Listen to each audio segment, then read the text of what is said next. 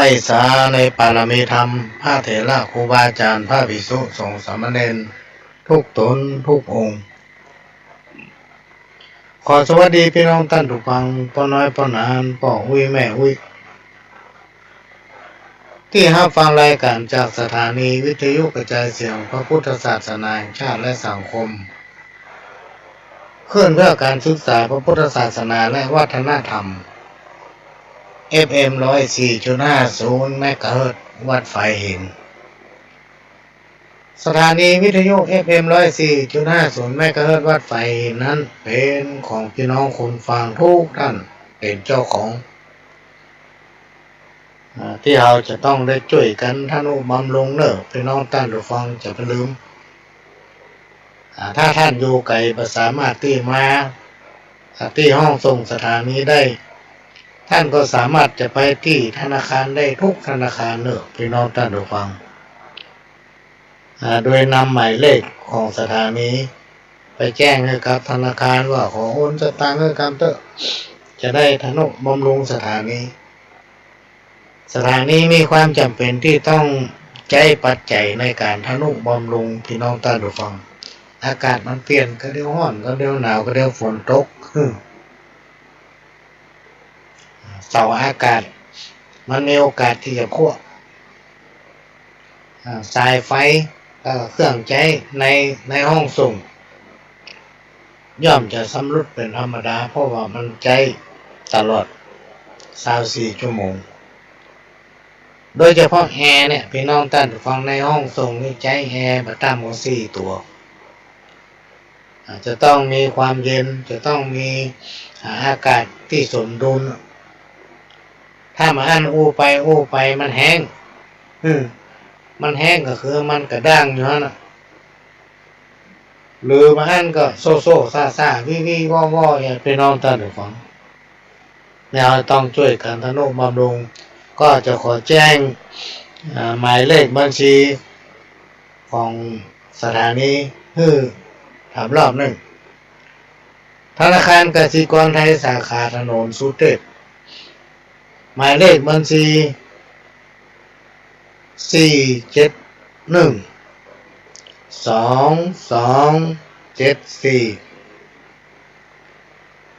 927ถ้าเป็นไปได้ท่านก็ถ่ายสลิปส่งมาทางสถานีหรือส่งมาทางพระหลวงเนี่ยหรือส่งผู้ดำเนินรายการได้ทุกรายการพี่น้องท่านผู้ฟังเพื่อจะได้นำเอารายชื่อของท่านมาประชาสัมพันธ์แจ้งให้เทบุตรเทวดาเทพาทั้งหลายได้รับทราบอนุโมทนาบุญก็เป็นการสร้างของบุญอันยิ่งใหญ่เพราะทางสถานีนั้นจะพยายามหาธรรมะที่มีสาระฟังง่ายสามารถนำปฏิบัติพี่น้องท่านผู้ฟังได้มาฟังตลอด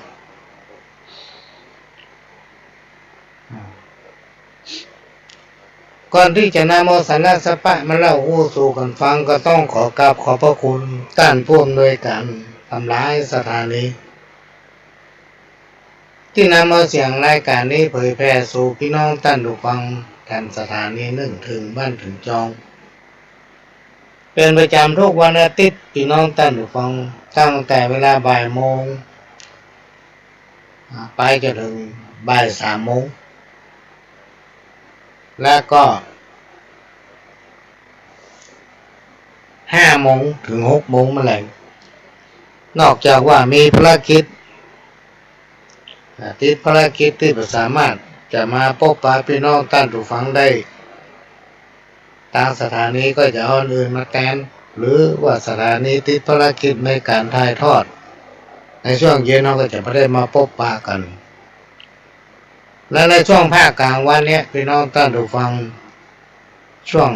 ระยะตั้งแต่วันที่15 16 17 18 19มาจนถึงเสาร์สุขภาพก็บ่ค่อยจะสมบูรณ์เต็มร้อยก็ได้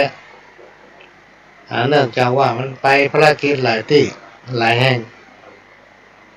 เพราะฉะนั้นมันก็จะเป็นกระท่อนกระแท่นห้องบางทีก็ไอห้องบางทีก็ถ้าอู้นักไปมันก็แค่ไอที่เราท่านผู้ฟังไปห้ามฝนถึงได้วันนั้นไปห้ามฝนน้อยหนึ่งช่วงนี้ก็เป็นช่วงที่ต้องเก็บตัว ต้องเก็บตัวเมื่อวันที่18ที่ผ่านมานี่ก็ได้เป็นตัวแทนของจังหวัดเชียงใหม่ได้เป็นตัวแทนของแกนนำบนห้องว่าประธานเครือข่ายถึง8จังหวัดภาคเหนือร่วมกับหมู่บ้านต้นกล้าหมู่ที่มีความพร้อมจะเป็นหมู่บ้านของทูลแม่ของแผ่นดินก็พากันเดินทางเข้ากรุงเทพโดย8จังหวัดภาคเหนือเนี่ยนำโดยท่านผู้ว่าราชการจังหวัดทุกจังหวัดสำนักงานพัฒนาชุมชนจังหวัดทุกจังหวัดเหมือนกันแต่เชียงใหม่เขาได้เข้าไปด้วยกัน3-4-5ตั้งและหมู่บ้านต้นกล้าของทูลแม่ของแผ่นดินประธานหมู่บ้านต้นกล้าก็เดินทางไปกันจังหวัดเชียงใหม่เขานี่มี31หมู่บ้านที่ต้องเดินทางไปกรุงเทพในปีนี้พี่น้องท่านผู้ฟังเครือข่ายกองทุนแม่ของแผ่นดินทั่วประเทศ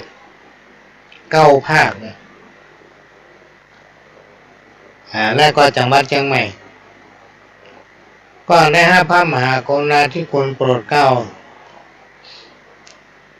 โดยบาทสมเด็จพระเจ้าอยู่หัวสมเด็จพระนางเจ้าพระบรมราชินีนาถรัชกาลที่10พระองค์ทรงโปรดเกล้าให้นำคณะและก็ผู้แทนที่เดินทางไปรับพระราชทานเงินขวัญถุงของทูลแม่ของแผ่นดินได้เข้าเฝ้าอย่างใกล้ชิดเลยพระหลวงในฐานะที่เป็นประธานภาคเหนือตอนบนก็ได้เป็นตัวแทนภาคเหนือตอนบนได้รับการโปรดเกล้าเข้าเฝ้าท่านได้ดำริเกี่ยวกับงานเครือข่ายกองทุนแม่ของแผ่นดินภายใต้แนวคิดรวมศรัทธาสืบสารพัฒนาเพื่อให้ประชาร่มเย็นโดยเฉพาะจังหวัดเชียงใหม่เท่านั้นพี่น้องท่านผู้ฟังได้มีหมู่บ้านกองทุนแม่ของแผ่นดินทั้งหมดกัน649หมู่บ้านและก็เพิ่มหมู่บ้านต้นกล้าทำ31หมู่บ้าน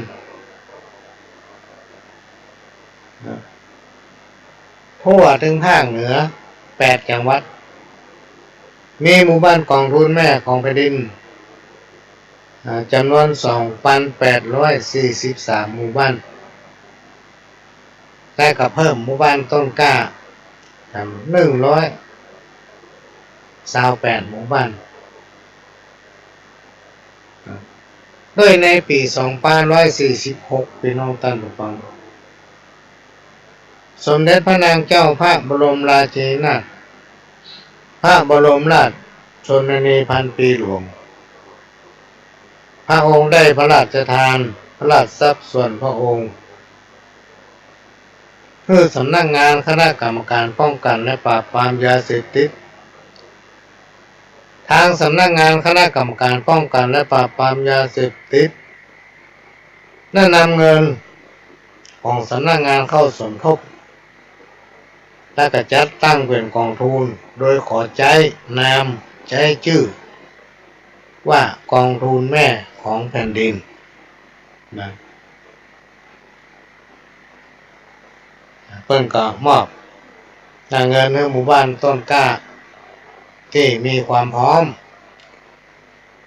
จะบริหารจัดการเกี่ยวกับกิจกรรมงานของทุนแม่ของแผ่นดินเป็นเงินแต่ละหมู่บ้าน 8,000 บาทเป็นเงินพระราชทานอันเป็นสัญลักษณ์แห่งพระมหากรุณาธิคุณเป็นล้นพ้นซึ่งจะถือได้ว่าเป็นเงินศักดิ์สิทธิ์เป็นเงินขวนถุงเพื่อกับหมู่บ้านชุมชนโดยมีการจ่ายแม้ว่าเอาไปจ่ายก็คือมันมีอยู่อย่างเก่า 8,000 เนี่ยโดยการหามาสมทบ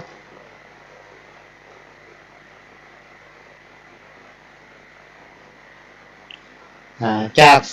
ทุนศรัทธาทุนปัญญาวัตถุประสงค์ของกองทุนแม่ของแผ่นดินพี่น้องท่านผู้ฟังอันนี้ต้องเอามาอู้เจือๆหน่อยบางคนบ่เข้าใจว่ามันคืออันหยังเป็นทุนตั้งต้นแห่งความดีบ้านไหนถ้าได้รับการคัดเลือก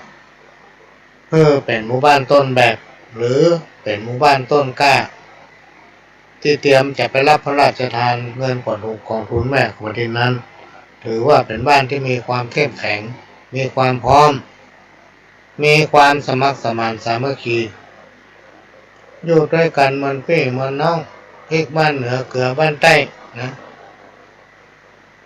พึ่งพาอาศัยซึ่งกันและกันและพึ่งพาอาศัยตนเองนะการที่เขาฮ้องว่าทุนตั้งต้นแห่งความดีนั้นเพื่อขยายพลังแห่งความดีของคนในสังคมชุมชนหมู่บ้านให้กว้างขวางยิ่งขึ้นเพื่อเสริมสร้างกระบวนการด้านความคิดการแลกเปลี่ยนการรวมกลุ่มเพื่อให้เกิดการเรียนรู้เกิดการตื่นตัวและมีความเข้มแข็งเพื่อร่วมกันแก้ไขปัญหาของหมู่บ้านโดยเฉพาะอย่างยิ่งเฝ้าระวังป้องกันสิ่งเสพติดถ้าจะอู้ถึงการพัฒนาพี่น้องท่านผู้ฟังกองทุนแม่ของแผ่นดินนั้นท่านสามารถนำใจในสาธารณประโยชน์ในการสร้างความเข้มแข็งของชุมชนได้ครอบจักรวาลทำได้ทุกอย่างน่าจะมีการตั้ง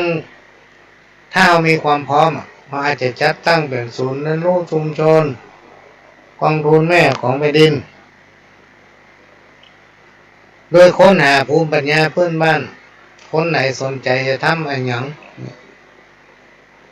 เอาคนหมดเนี่ยพี่น้องท่านผู้ฟังมาแสดงออกเพื่อถ่ายทอดภูมิปัญญาของตนเองจากประสบการณ์คือกับลูกกับหลานจากภูมิปัญญาพื้นบ้านของคนหลายๆคนมารวมกันนะมันก็จะได้ครบวงจรพอดีมีฮันสปะในหมู่บ้านนั้นเหมือนกับปี 2566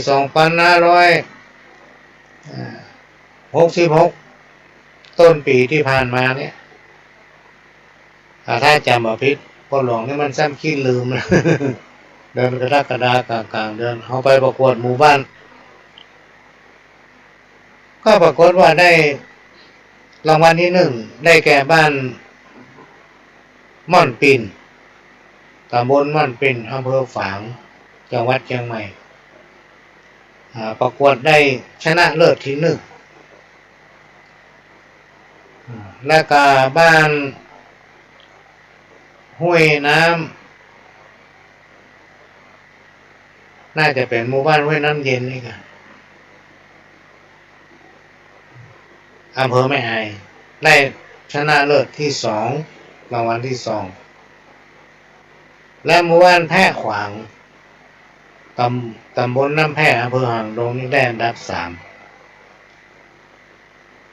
แต่ละหมู่บ้านที่กล่าวมาเนี่ยพี่น้องท่านผู้ฟังท่านสามารถไปศึกษาดูงานได้ โดยเฉพาะบ้านที่ได้รางวัลที่1เนี่ยหมู่บ้านม่อนปินเนี่ยมีอันครบวงจรเลยพี่น้องท่านผู้ฟังมีอันทุกอย่างท่านสนใจเรื่องอย่างใครโง่ใครหันเรื่องอะไรอย่างใครไปฝึกใครไปทบทวนภูมิปัญญาของตัวเก่าที่มีนะท่านสามารถไปพอได้และในช่วงนี้พี่น้องท่านผู้ฟังเราก็มาเตรียมความพร้อมเพื่อจะสรรหาแสวงหาบ้านที่มีความพร้อมและสามารถนำเอาคนที่มีภูมิปัญญาพื้นบ้านของเราเนี่ยหลายๆอย่างมาแสดงออกมาถ่ายทอดมาสอนเพื่อเยาวชนเพื่อคนที่รู้ก็เริ่มตั้งแต่เยาวชนที่มีความสนใจไปถึงผู้สูงวัยสูงอายุ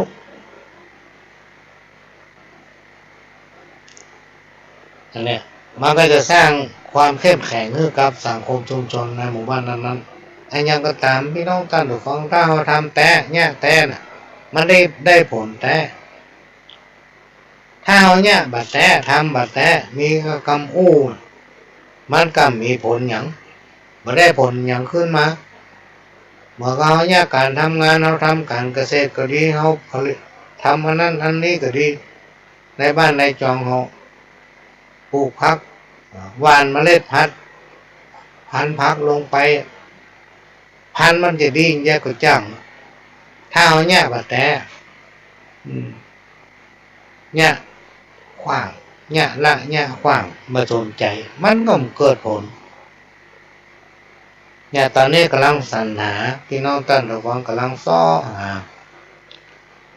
ว่าจะมีหมู่บ้านไหนที่จะมาเป็นบ้านต้นแบบจะมีหมู่บ้านไหนที่จะมาเป็นหมู่บ้านที่เป็นศูนย์เรียนรู้จากภูมิปัญญาพื้นบ้านของบ้านนั้น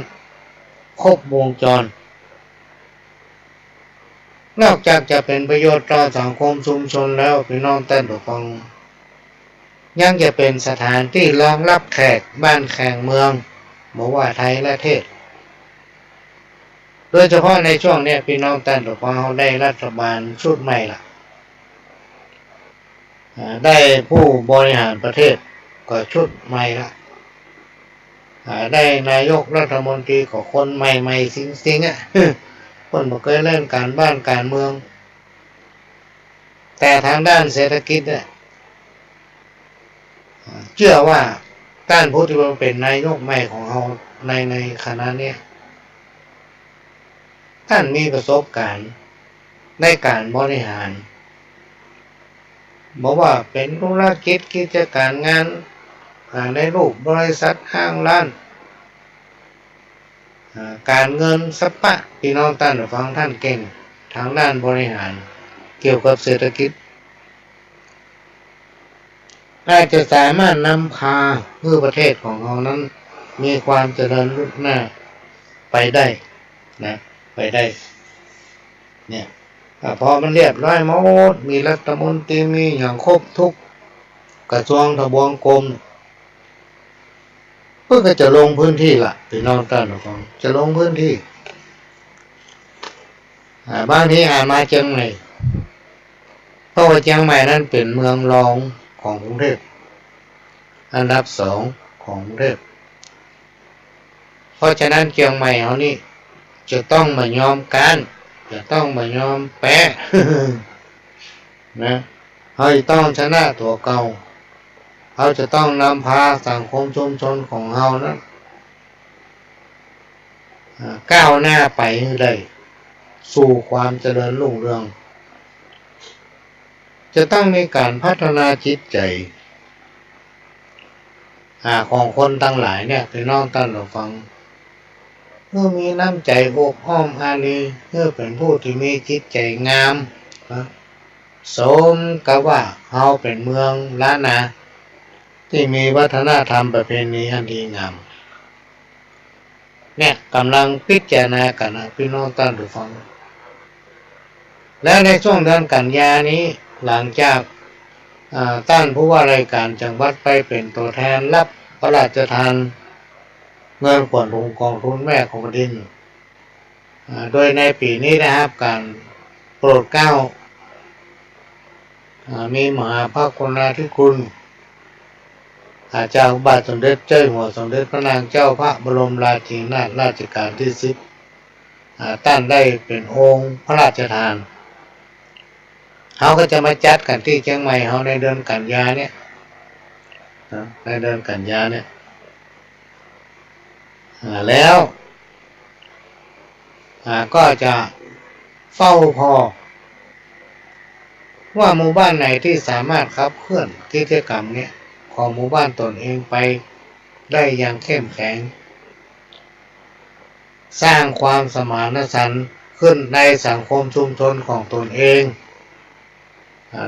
โดยคำนึกถึงว่าลูกเฮาหลานเฮาบ้านเฮาถ้าเฮามาฮักกันไผจะมาฮักพี่น้องท่านผู้ฟังเพราะฉะนั้นเฮาต้องฮักกัน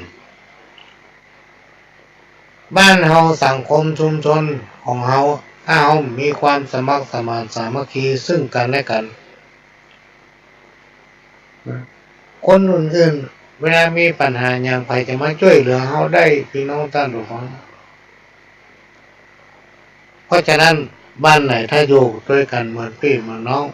อีกบ้านเหนือเกิดบ้านใต้ถ้อยทีถ้อยอาศัยแล้วคนในสังคมชุมชนหมู่บ้านทำตัวเป็นน้ำเกิมแก้วเนี่ยบ้านนั้นเจริญหน่วยงานราชการก็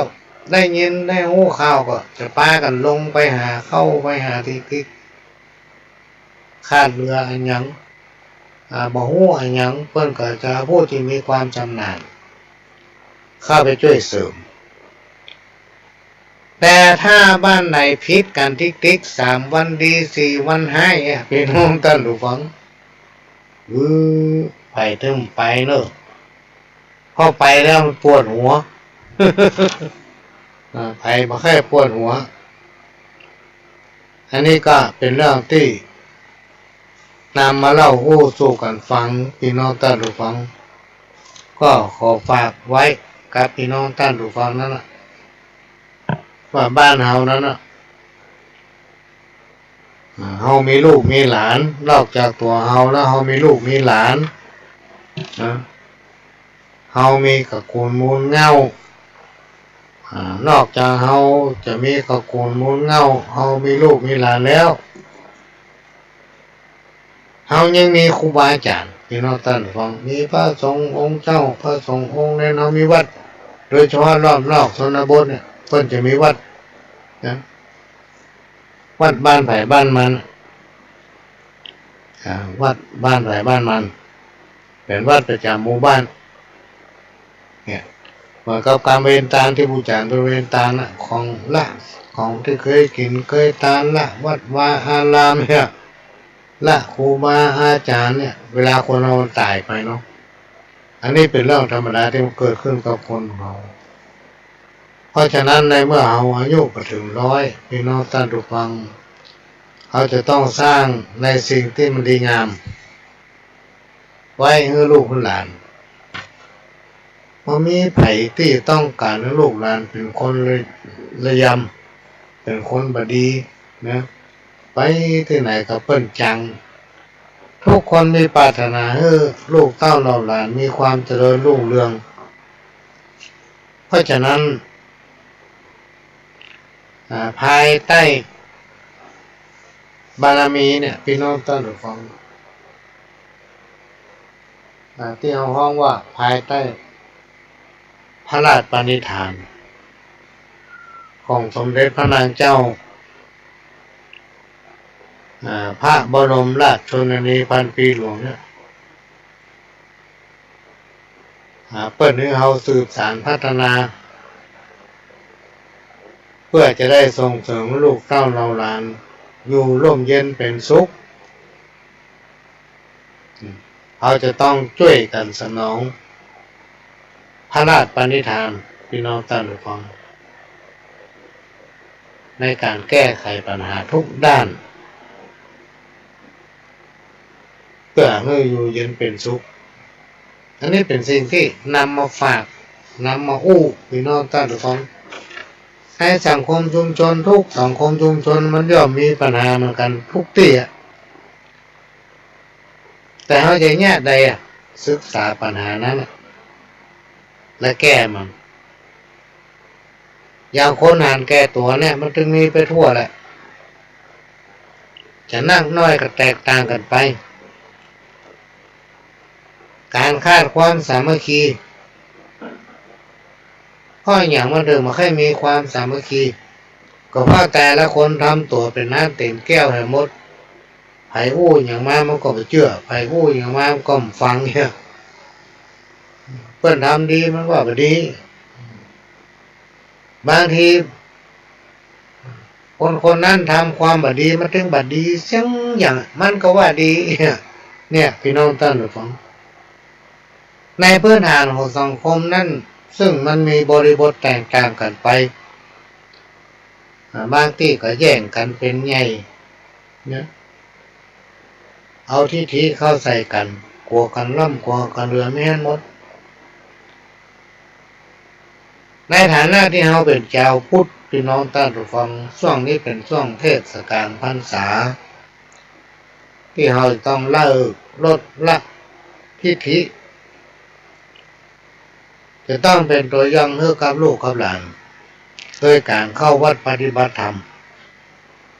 ทุกพื้นที่จะมีการจัดกิจกรรมฟังธรรมะเป็นห้องว่าธรรมะสัญจร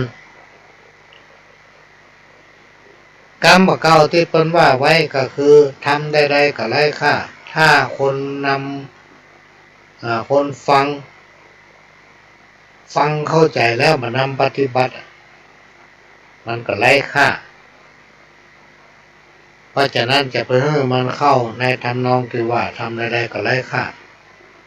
ถ้าเราฟังแล้วเราบอกมาทำก็ขอฝากว่าเอามาคิดเป็นคติเตือนใจพี่น้องท่านผู้ฟังเป็นคติเตือนใจควบคุมสติของตนเองให้ดีให้มั่นคงและในที่สุดบอกว่าจะเป็นปัญหาน้อยใหญ่อย่างต่างๆเนี่ยที่มันผ่านเข้ามามันจะพ่ายไปเองพี่น้องท่านผู้ฟังอันนี้ก็นำมาฝากในวันนี้ขณะนี้พี่น้องท่านผู้ฟังก็กำลังรับฟังรายการสาระสัพพะร้อยอ่านปันเรื่องนำในรายการโดยเข้ากับผมประหลวงสว่างท่าดินจันทร์ประธานเครือข่ายกองทุนแม่ของแผ่นดินจังหวัดเชียงใหม่และ8จังหวัดภาคเหนือ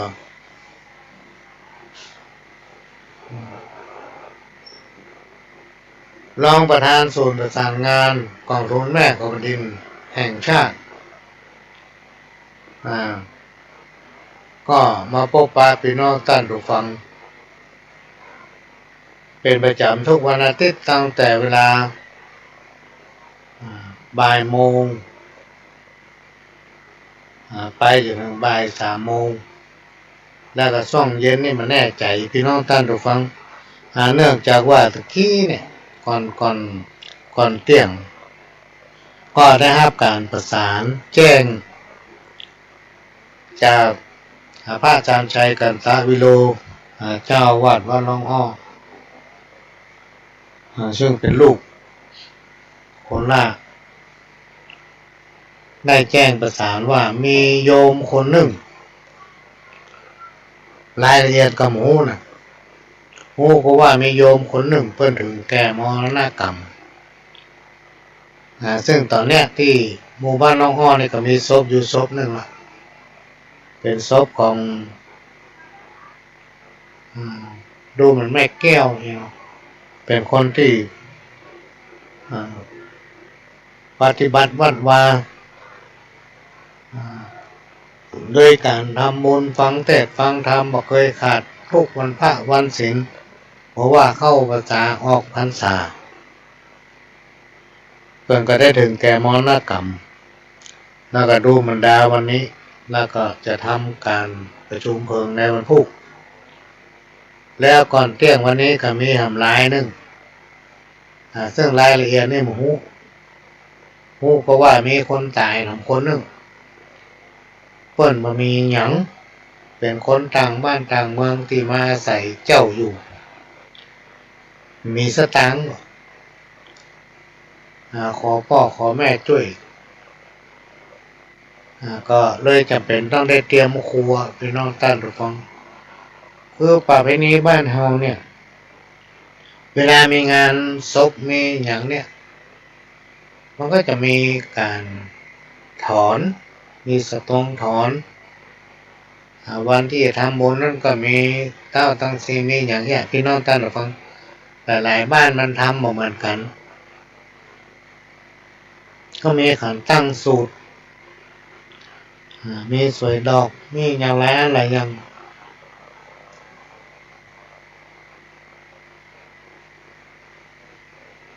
ก็ได้หันว่าเมื่อเปิ้นมามีอย่างและกระถึงแก่มรณกรรมซึ่งมีความจำเป็นมันเป็นเรื่องที่จำเป็นที่สุดการตายเนี่ยพี่น้องท่านผู้ฟังก็มาอู้กันว่าเป็นอย่างการนู้ความเมตตาช่วยเป็นเดียวจัดการนะโคตรได้อย่างก็หอมเปิ้นไปนะที่นี่ก็ไปเอาก้านกล้วยมาทำสาตวงคนไทยบนห้องกระทงเฮาบ้านเหนือเฮาห้องสาตวงถอนสาตวงต่อทั้งสี่ลาต่อเนี้ยเนี่ยก็จะเอาไปมอบเพื่อเปิ้นเป็นการร่วมบุญไปก็ได้มีผู้ใจบุญพี่น้องท่านผู้ฟังหู้ข่าวหล่นเอาสตางค์มาหอม500 บาทต้องขออนุโมทนาบุญนี่พ่อได้รู้ว่าเปิ้นบ่มีอย่างแท้ๆกล้าตายมาไงวันนี้นะแล้วก็ด้วยความที่เปิ้นมีอย่างเพิ่นก็จะเผาพูกเลยเนี่ยพี่น้องท่านผู้ฟังความจำเป็นของคนเราการเป็นการตายเนี่ยเป็นเรื่องที่สำคัญที่สุดพองูข่าวอย่างเงี้ยพี่น้องท่านผู้ฟังในฐานะที่พ่อหลวงนี่เคยเป็นคนตะเหลียวเมืองพูดง่ายๆตะเหลียวเมืองสมัยก่อนนี่พ่อหลวงจะไปเลยนะพี่น้องท่านผู้ฟังถ้ามานึกถึงปัจจุบันเนี่ยถ้าไปตายแล้วตายเหี้ยที่ไหนที่หนึ่งเพราะในสมัยนั้นนี่กฎหมายประกอบพอเข้มงวดต่อใดหรอกระหว่างประเทศเนี่ยอย่างในเมืองพม่าเนี่ยเวลาเอาไปเปิ้นหันเฮาสะพายบาทเนี่ยมีผ้าไทย2 ชุดใส่ในถุงมีกระติกน้ำร้อนอันนึงกาน้ำร้อนอันนึงสมัยก่อนไฟฟ้ามันจะมีเอาเดินข้ามพม่าไปสบายเลยอาหารพม่านี่ไว้แนะนำห้องซ้ำจะไปทางไหนที่มันสะดวกปลอดภัยเพื่อนจะบอกเขาหมดไปทางเขมรไปทางลาวเพื่อนอำนวยความสะดวกทุกอย่างในยุคนั้นสมัยนั้นโจรผู้ร้ายก็หนีบางทีไปอยู่ทางพุ่นเป็นเดือนนะแล้วมาคิดถึงเมื่อเมื่อกี่ปีผ่านมาเนี่ยมีพระธุดงค์รูปหนึ่งเป็นคนเชียงใหม่เขาเนี่ยเดินธุดงค์ไปทางใต้เนี่ยจะไปบ้านเปิ้นจะไปโพดพ่อโพดแม่อีกเป็นปักกดอยู่ที่แถวระหว่างจะเข้าเมืองลำปางถ้าจำมาผิดน่าจะเลยเมืองลำปางไปแล้วคนจะเข้าจังหวัดนึงแล้วมีผู้ร้ายไปปล้นพี่น้องกันของปล้นพระธุดงค์ไม่ไปปล้นอะไรอย่างพระมันจะไปมีอย่างเอามาเลิกถึงในสมัยก่อนพี่น้องท่านผู้ฟังเวลาจะไปมองสอนนี่ประหลวงจะเตียวไปทางเมืองปลายนี่เวลาจะไปพม่าก็เตียวไปทางเมืองฝางนี่แล้วบางทีก็เตียวอ้อมไปแล้วไปข้ามพรมแดนที่ต้าขี้เล็กเรือต้าขี้เล็กเวลาจะไปลาวก็ไปเรื่อยๆตลอด ออกการพรรษาพี่น้องท่านฟังจะเตียวไปทั่วเลยอย่างเมืองการก็ไปอยู่ที่เมืองการเป็นเดือนๆแต่เราโมโหละจำมาได้แล้วถึงวันนี้ว่าไหนเป็นไหนเพราะมันพัฒนาไปหมดแล้วในยุคสมัยแต่ก่อนเนี่ยโอ้ผู้ฟังกับยุคประเดี๋ยวนั้นมันต่างกันนักเปิ้นมาเข้มงวดคนให้ก่อมป้อนนักมาในยุคสมัยปัจจุบันเนี่ยป้นพระทุกโด่งพี่น้องท่านผู้ฟังลองคิดพอ มีหันหมดวันนี้เป็นวันที่27 เดือนสิงหาคมอายุของคนเราผ่านไปทำ27 วันละพี่น้องท่านผู้ฟัง27 วันละเนี่ยอายุเราแจ้งไปถึงวันนะพี่น้องท่านผู้ฟังเพราะฉะนั้นจะไปประมาทจะไปมึงดูมึงกินวันพูกแกว่งเนี่ยวันแกว่งเนี่ยอย่าไปคิดเพราะฉะนั้นเวลาเราจะกินจะอยู่ปัจจัยเนี่ยเป็นส่วนสำคัญที่สุดของคนเราพี่น้องท่านผู้ฟังโดยเฉพาะเราไปอยู่ต่างบ้านต่างจองเนี่ยถ้ามีเขาจะไปหาไผ่และเวลาที่เราไปเนี่ยการทำงานกว่าเราจะได้สตางค์มาเนี่ยมันยากพี่น้องท่านผู้ฟังมันยากเพราะฉะนั้นเมื่อมันได้มาโดยยากเขาก็ต้องใจมันเพื่อมันคุ้มสมกับที่เรา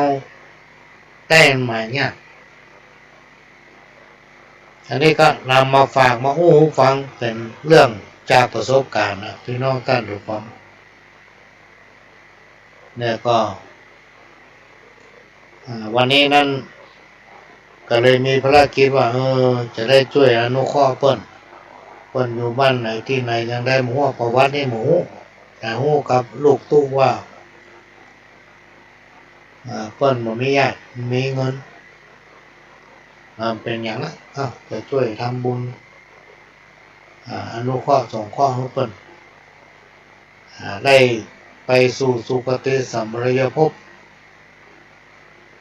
คนเราทุกคนมันมีค่าเหมือนกันทุกคนพี่น้องท่านผู้ฟังแล้วฐานะความเป็นอยู่พื้นฐานทางด้านการศึกษาสิ่งแวดล้อมมันแตกต่างกันเพราะฉะนั้นก็อาจจะช่วยในส่วนนี้ตอนเย็นอาจจะไม่ได้มาพบปะพี่น้องท่านผู้ฟังอาจจะไปช่วยเพิ่นไปดูเพิ่นก็ต้องขอกราบขอบพระคุณอนุโมทนาบุญท่านที่ประสงค์ของนามตะกี้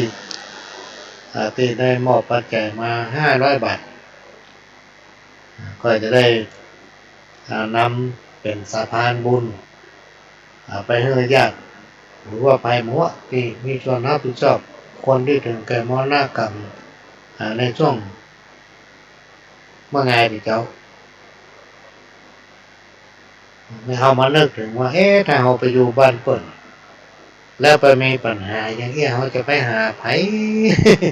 พี่น้องท่านผู้ฟังอันนี้เป็นเรื่องที่น่าคิดถึงวันเราจะมาเมืองอยู่เมืองกินมันได้นะพี่น้องท่านผู้ฟังเพราะต่างมีหน้าพอหน้ามาหันในสมัยยุคตะก้อนสมัยเขาเป็นละอ่อนเนี่ยพี่น้องท่านผู้ฟัง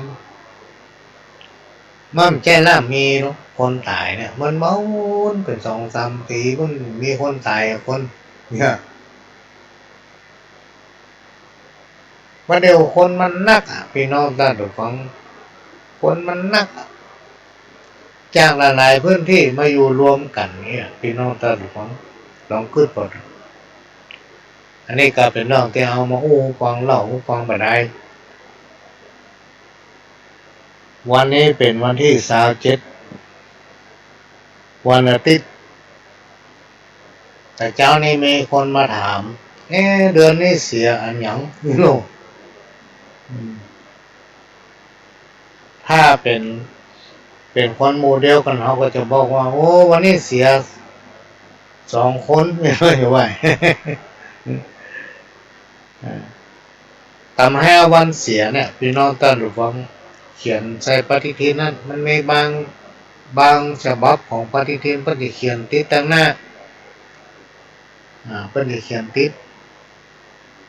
ของพ่อหลวงนี่ก็จะเขียนติดหน้าหนังสือนะอย่างเดือนเกียงเดือน5เดือน9เสียวันติดกับวันจันทร์เดือนนี้เดือน6เดือน10เสียอังคารวันเดียวเดือน3เดือน7เดือน11เสียวันเสาร์กับวันพัดนะยังไม่เดือนนี้เป็นเดือน11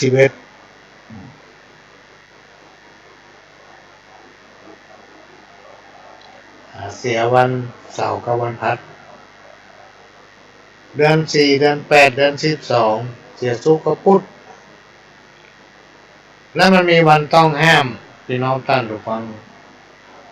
วันต้องห้ามอะไรอย่างวันต้องห้ามตั้งศาลพระภูมิศาลพระพรหมศาลเจ้าที่อะไรอย่างนี้เนี่ยมันมีในธรรมะในกระปะแล้วก็เลยเอามาเขียนวันต้องห้ามดังนี้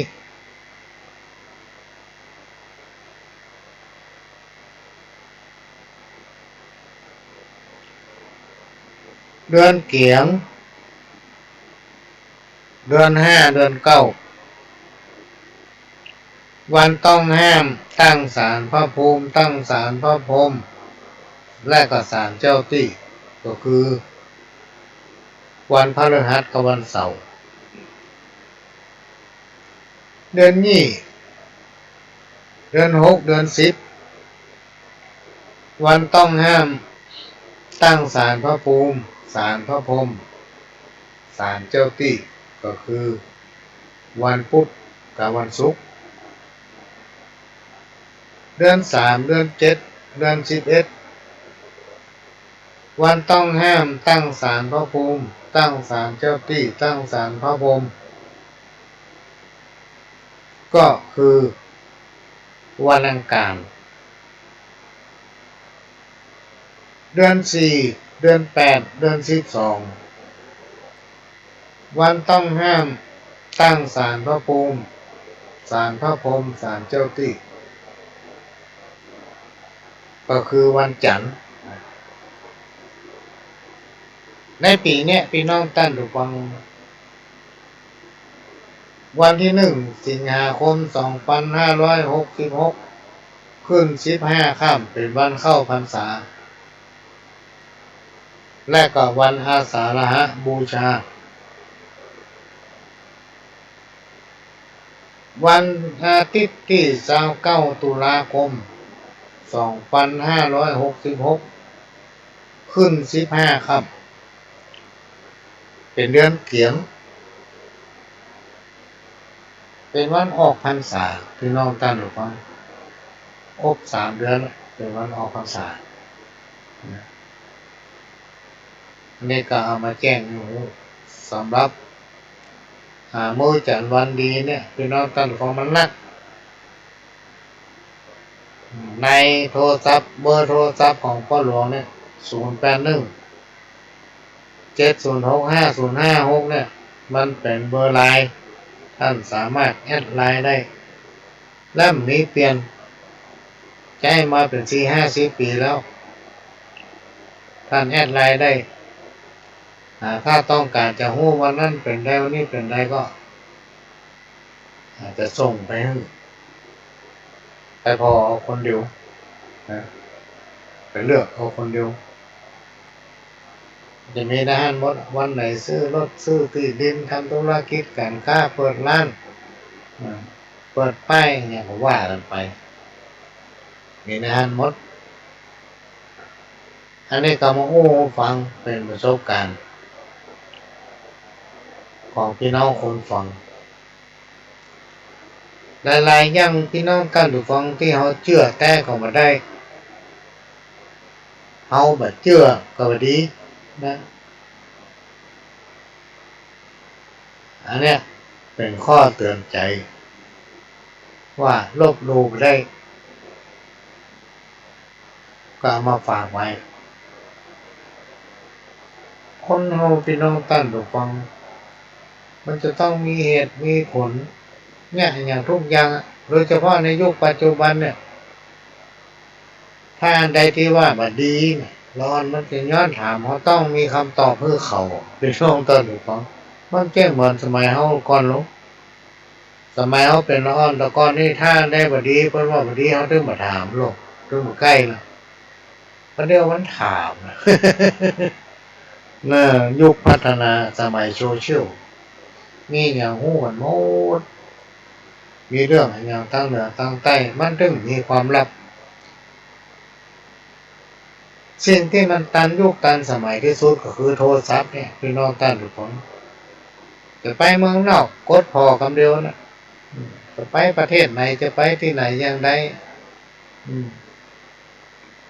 แค่หันสาวงามแค่หันนั่นนี่มีในหันหมดพี่น้องท่านของในโทรศัพท์พันหมดเพิ่นทำมาอำนวยความสะดวกในการเรียนรู้ที่หลากหลายถ้าเข้าใจโทรศัพท์แบบมีประโยชน์ใช้ในที่มันเกิดประโยชน์ก็เป็นประโยชน์อย่างมากมายมหาศาลแต่ถ้าเข้าใจในทางบ่ดีมันก็บ่ดีนะพี่น้องท่านผู้ฟังแล้วก็ผิดกฎหมายโดยอันนี้ก็ต้องนำมาฝากนำมาอุ้มฟังปัญหาที่มันเกิดขึ้นถึงวันเนี่ยกับโซเชียลเนี่ยพี่น้องท่านผู้ฟังมันทำให้มีปัญหาเพราะคนเอาไปแจ้ในทางที่บ่ดีเอาไปหลอกลวงคนพ่องงั้นนี่และในยุคปัจจุบันเนี่ยไผ่พระจูไผ่จูกันมาได้สมัยก่อนนี่เขามีโทรศัพท์กันไผ่โทรหาบอกโอ้เดี๋ยวนี้มีเมืองเป้ามันอยู่เมืองเป้านี่นะประเด็นนี้เขาอยู่ไหนก็จ้างเด้อพี่น้องท่านผู้ฟังเวลาไผ่โทรมาก็ลองห้าปอนเตอร์มันบอกเขาเปิดหมดว่าตอนนี้เขากำลังอยู่สถานีรถไฟตอนนี้เขากำลังอยู่สันบกคอยตอนนี้เขากำลังอยู่เทศบาลนครตอนนี้กำลังอยู่การเมืองใหม่มันบอกในหันมัดพี่น้องท่านผู้ฟังทำไมแต่ก่อนนี่แม่เว้ยโทรหาหลานมันขอมาหาอีแม่กำอะไรแม่ไม่ไหนอยู่ที่ตู้โทรศัพท์เนี่ยขี่รถซ่อหาเป็นเพื่อเขาตอนมาหรอกก็ตู้โทรศัพท์มีหมูกี่ตู้โทรศัพท์ไหนหมูติดมันอยู่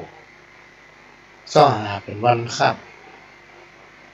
แต่ในยุคปัจจุบันเนี่ยมันหูมัดเวลาเราจะไปหันไปนี่บางเที่ยบางบ้านเขาเคยไปสักเกือเขาผมเคยหูตีเพิ่นส่งพี่กัดมาให้แผนที่มันเขาก็กดพอแล้วก็กดว่าเขากำลังจะเริ่มเดินทางไปบ้านนั้นเนี่ยมันบอกไปสุดทางอ่ะพี่น้องท่านผู้ฟังมันตันสมัยขนาดไหนมาถึงช่วงนี้วันนี้จะต้องขอเวลาสักแป๊บหนึ่งพี่น้องท่านผู้ฟังมีหลายคนต้องการจะฟังประวัติมหาเถระของหลวงพ่อครูบาเจ้าโสภาองค์ปฐมสังฆะหรือว่าสังฆราชทรงองค์แรกของล้านนาเฮาพ่อหลวงก็จะใช้เวลาเนี้ยเปิดประวัติหลวงพ่อมหาเถระครูบาเจ้าโสภาองค์ปฐมสังฆราชองค์แรกล้านนาของเฮานะฮือฟังในช่วงที่เปิดก็จะนั่งอยู่ใกล้ๆเนี่ยไปด่าครัวไปตัวแหละพี่น้องท่านผู้ฟังแต่กี้นี่ไปหูโทรมาหาถ้าว่างขอส่งอันนั้นขอนั่นนี่กันเลยก็ตามความเป็นจริงเนี่ยพี่น้องท่านผู้ฟังมันได้อยู่มีบ้านนี่แหละแต่มันบอกว่างมาค่อยว่างพี่น้องท่านผู้ฟังก็ลองไปเมาฮับโทรศัพท์ไปได้กินอย่างแล้วว่าวันนั้นเพราะว่าผู้รองเป็นประธานเรื่อง8จังหวัดภาคเหนือการรายงานของแต่ละจังหวัดพี่น้องท่านผู้ฟังเฉพาะเชียงใหม่นี่ก็25-26หมู่บ้านอำเภอละมันมีเป็นปันหลายเพราะฉะนั้นไปตามคิวต้านไหนที่มาหาวันหรือว่ามาจองงานกับพ่อหลวงไว้ประเด็นนี้มีจองไปถึงวันที่น่าจะเป็นวันที่18พฤศจิกายน2566เดือนตุลานี่ก็หลายงานแล้วก็ไปตามคิว บางผู้บางท่านยังมาถึงเวลาเถอะโทรมาหาติ๊กแล้วเวลาเขาก็มีพี่น้องท่านผู้ฟังเวลามีไม่ใช่ว่ามีแต่มันบอกว่าอย่างวันนี้ต้องย่างอย่างไรอันหลายอย่างนัดกับอาจารย์ละปูนไว้ว่าประมาณอาทิตย์ไงเนาะประเด็นยังครับตอบก็มาได้ ยังไม่ได้ติดต่อไปเลยว่าท่านถ้าเสร็จแล้วจะบอกวันไหนถ้าเราทำของแปลงเตี้ยมก็ดีแปลงตะกุดแปลงยามก็ดีเสร็จแล้วเขาจะบอกถ้าเขาแบบบอกไปนี่ก็แสดงว่าเขายังไม่เสร็จแต่เพิ่นก็ต้องมาได้ติดต่อมาอย่างวันเนี่ยมันได้อยู่แต่บอกว่าวันนี้มีคนโทรหาหลายสายไม่ได้เปิดเสียงไม่ได้เปิดเสียงเพราะอย่างถึงบอกเปิดเสียงพี่น้องท่านผู้ฟังเพราะมารบกวนสมาธิเขาและทำประการหนึ่งเบอร์ที่มันแปลกที่เขาบุเคยฮับหรือว่าบอกเราก่อนว่าคำเดียวอีพ่อจะโทรหาก็ได้อีแม่จะโทรหาก็เดียวข้าเจ้าจะโทรมาปรึกษานั่นนี่บอกเขาก่อนนี่นะเขาจะมาฮับเพราะอย่างไอ้เซนเตอร์เซนแต่เนี่ยพี่น้องท่านผู้ฟังมันนัก มันนักที่ไหนที่เบาเขาเคยไปสักเตื้อเขายังหูอย่างสักอย่างเลยคือเขาไปเคลียร์คือเขาไปนั่นอันนี้พี่น้องท่านผู้ฟังโดยเฉพาะตอนเนี้ยภัยสังคมเนี่ยมันหลอกลวงง่ายกันเหลือเกินท่านลองติดตามข่าวบางคนสูญเสียเงินเป็นล้านประกับไอ้มูพอเซ็นเตอร์เพราะฉะนั้นถ้ามีโอกาสก็จะได้พบปะกันพี่น้องท่านผู้ฟังแต่ถ้าโอกาสมันมีหรือว่าโอกาสมันน้อยก็ก้อยหาเวลาไปตาม สภาพของโอกาสที่จริงแล้วปหลวงนี่ตั้งจิตอธิษฐานว่าจะขอห้ามใจพี่น้องท่านผู้ฟังหรือว่าญาติธรรมเพราะว่าจะอยู่ที่ไหนถ้าเอาไปพี่น้องท่านผู้ฟังมันคุ้มกับการไปก็สาบานตัวว่าจะทำเต็มที่เพื่อสนองคุณของแผ่นดินตอบแทนบุญคุณพี่น้องท่านผู้ฟังทั้งหลายที่เสียสละมานั่งฟังรายการของพ่อหลวงถ้ามีโอกาสก็จะฮับใจพี่น้องท่านฟังด้วยความจริงใจแต่ว่าจู่ๆจะมาอันนั้นนี่แต่กี้มีคนขอมาหาสักคำได้ก็โอ้ทำมาเนี่ยบอกว่างพี่น้องบอกว่างที่อู้ตัวพอเวลามันตื่นตาแตกมากก็ต้องมาว่างละพี่น้องท่านผู้ฟังอันนี้เป็นเรื่องที่มาแจ้งให้หูฟังก็มาฟังซอก่อนฟังซอประวัติมหาเถระองค์ปฐมสังฆราชองค์แรกของล้านนาเราก็คือหลวงพ่อครูบาโสภาเจ้าตอนนี้อาทิของเพิ่นก็อยู่ที่วัดฝ่ายหินนะพี่น้องท่านผู้ฟังในช่วงเมษาก็รวมจำได้ว่าวันที่อย่างเพิ่นจะมีการทำบุญอุทิศผลบุญมหากุศลทั้งหลายเหล่านั้นถึงดวงจิตวิญญาณของท่านครูบาโสภาเจ้าเจอหน้าฟังครับเดี๋ยวก็มาปากันทำรอบนึง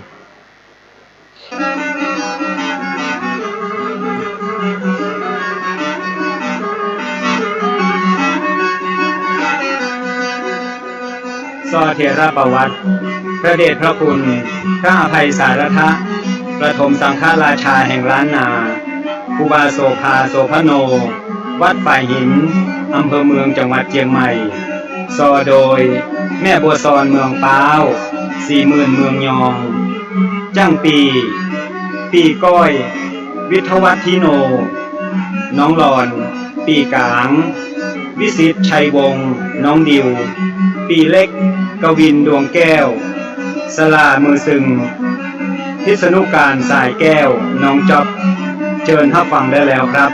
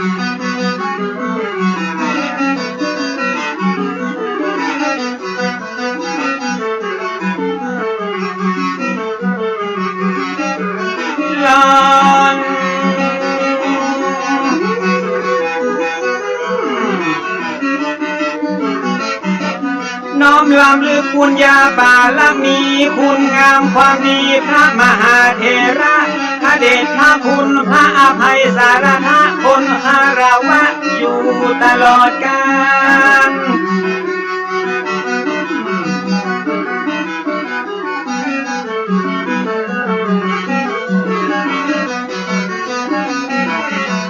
เจ้าเฮ้ยกราบครูบาตนผู้ยิ่งใหญ่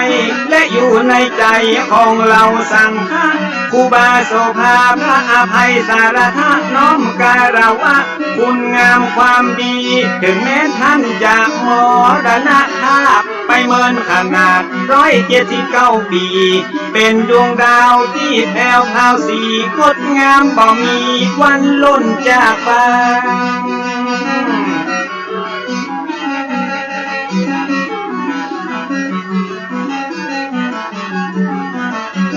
ร่างกายผู้พังผลงานยังอยู่กำสอนเป็นครูกำผู้เป็นอาจารย์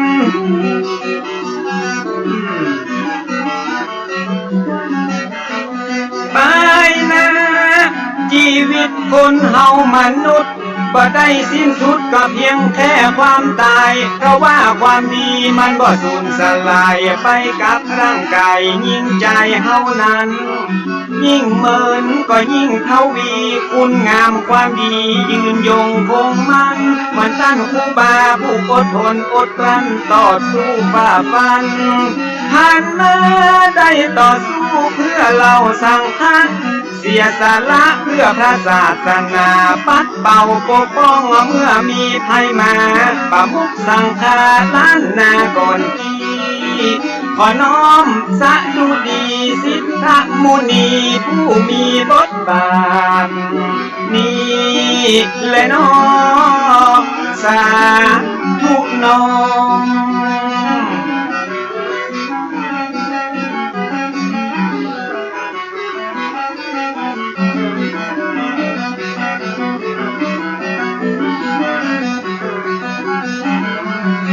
นายมนต์ได้จะลึกเป็นประวัติศาสตร์ผู้คนไว้กราบอย่างภาคภูมิใจการต่อสู้เพื่อคนหลวงหลายสมควรที่ได้ยกย่องอวดอ้างเหมือนเป็นผู้แบ่งตังให้คนรุ่นหลังก้าวย่างเตียวต่อนี่แหละน้อไว้ดีเลิศล้ำนี้จะมาปลายเนี่ยตัวสอนไปผู้ประวัติของหลวงพ่อครูบาตนเก่าตนแก่ของเมืองเชียงใหม่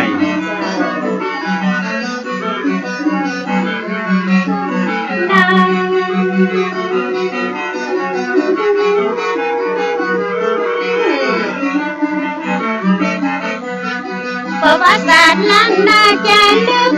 แล้วหูสิทธิ์และภูมิใจอย่างยิ่งต้นไม้จะห้องเพราะมีการมีกิ่งญาติเชื่อกะทิมายอมวิ่งหนีซื้อ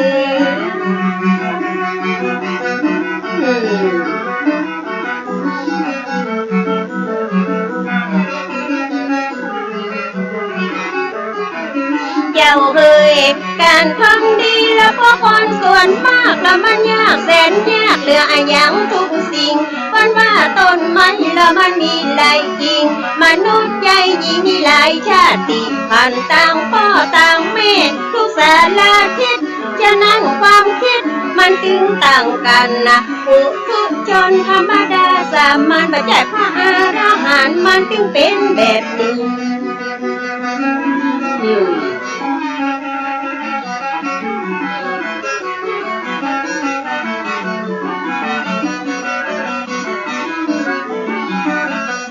ด้านครูบาก็สู้ดิ้นรนมุ่งมั่นอดทนเพื่อศาสนา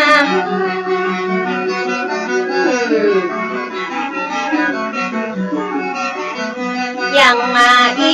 นานาจิตตังนานาทัศนะห้องกายกับพระใจบรรละตัณหามีโลกกดหลงอยู่ตลอดเวลาโยมจะนำพาเราไปสู่ความขัดแย้งบอกว่าไปนอกบอกว่าไปในหาเรื่องใส่ไฟคอยอย่ากันเก่งต้นฟ้ามาแล้วมันหันตรงเฮงปล่อยมันเห่าสุดวันสุดคืนเหมือนพระพุทธอาจไปก้มรับผู้บาแล้วก็พร้อมเอามาโตปิดเพ่นปืนทุกเจ้าสั่งคานาถ้าบ่มียุดยืนและศรัทธาแตกตื่นแยกกันกาบไฟตัดหัวยังเหลือเยื่อใยคิดต่างไปเตะใหญ่ได้เตะนี่เลยน้องยาพี่เลยน้อง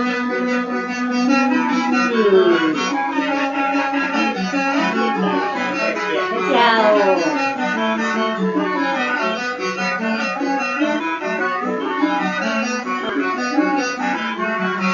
นายมนต์ผู้ว่ามีจุดยืนแล้วว่าสิทธาคตย่อมบักบดและบอกว่าคือใครมันขึ้นอยู่กับความเชื่อในจิตใจไปจะเลื่อมใสฝ่ายใดก็ได้ขอ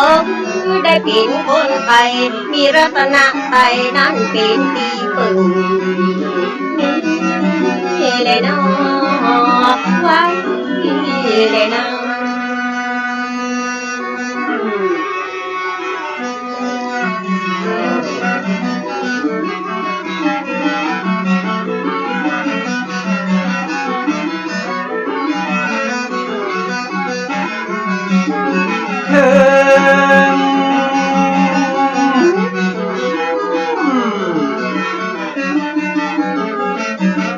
ความแตกแยกเป็นเรื่องธรรมดาต้องมีปัญญาคอยมากำกับแยกผิดแยกถูกนั่งนับนอนนับทิฏฐิบ่ดับก็ต่างคนต่างแข่ง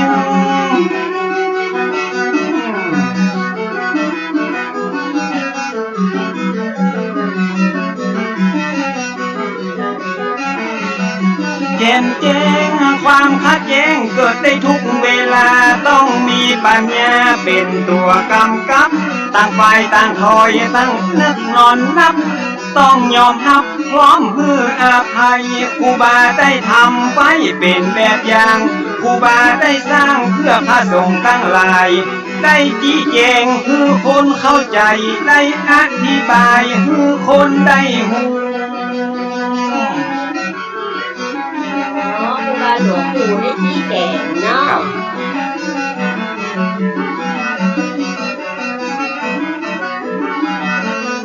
แล้วจะจวนบาดนมมือสร้าง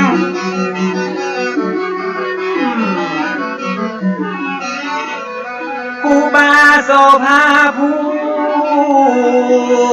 ดูแลศาสนามาเมือง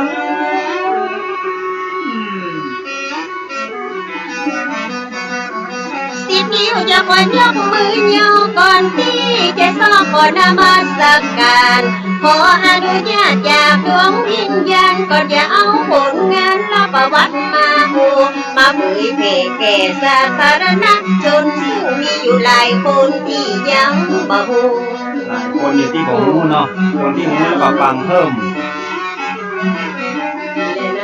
ยังมีหลายคนนะที่ยังบอกหูยังมีหลายผู้ก็ที่ยังสงสัย40,000บัวซ้อนมาขอถวายมาซอขยายคือพระสงฆ์องค์เจ้าตลอดจนถึงศรัทธาญาติโยมกว่าใจกำลมที่จะอมมาเล่าเป็นเรื่องจริงตั้งแต่ปลายหอดเก้ามาฮือหมู่เฮาได้ฟัง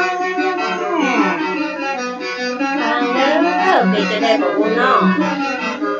อย่างน้อยก็ได้ปลุกจิตสำนึกคือได้ระลึกนึกถึงความหลังบ่ฮือไผเลือกหักอย่างคนเรื่องเก่าหลังคือคนตอบโต้เพื่อเอาไว้เป็นกรณีศึกษาถึงจะผ่านมาตั้งแต่ปีมาโอ้ขนาดเนาะยังไม่เรื่องเก่าและ7พระเจ้าหาผู้ที่จะเลือกเอามาอุลสาระเกณฑ์สารที่หาบใดละบ่มีไม่การมาบ่มีอ่านบ่ต้องเอามาอวดเปิ้นว่าเขาละมันสุขในไหละบ่ได้สุขในละตากาซาหวดหมอกทุกเจ้าให้สิละหมอกให้โยมให้บวชที่บ่เอามาอวดอันนั้นบ่มีสาระแน่เนาะเจ้า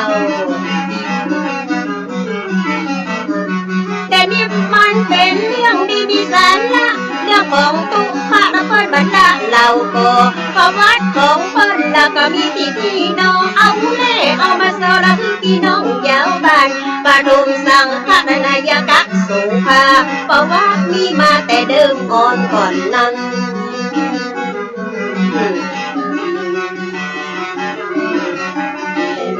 ประวัติมีมาแต่เดิมอ่อนก่อนนั้นตามที่ได้อ่านจากในหนังสือว่ามีผัวเมียคนที่น่านับถือไผก็เล่าลืออวดอ้างกันหมดผัวชื่อว่าพ่อนางอินตะเคยบวชเป็นพระใจสะอาดหมดจดเมียชื่อสอนใจบ่หอนกดบ้านอยู่ทางวันตกของเวียงเนี่ยพ่อกับเจ้าบัวซอนเจ้าหน่อกับเจ้าบัวซอนนี้นะเจ้า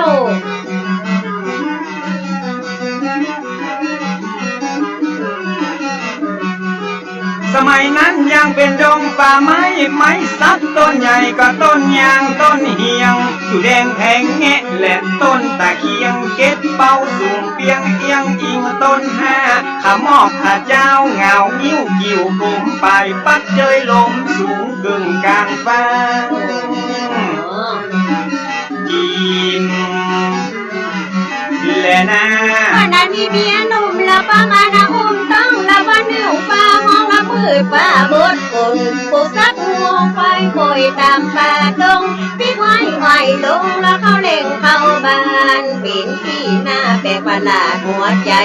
ตากระสงสัยว่าเป็นอย่างอัน10 ปี20 ปีและที่ผ่านมานั้นเหตุการณ์อย่างอันบ่เคยเกิดเหตุการณ์อัศจรรย์แม่ก็เจ็บต้องและจะเกิดลูกลักที่ได้ฟุ้งฟักและนานนับเกือบปีตาพันอังการละเดือนเป็ดก็ดีละคือ1 ปี4มาลองเม่นมันพอสอ2 3 7 4นั้นนาแม่สอนเกิดลูกมาพร้อมเหตุการณ์นั้น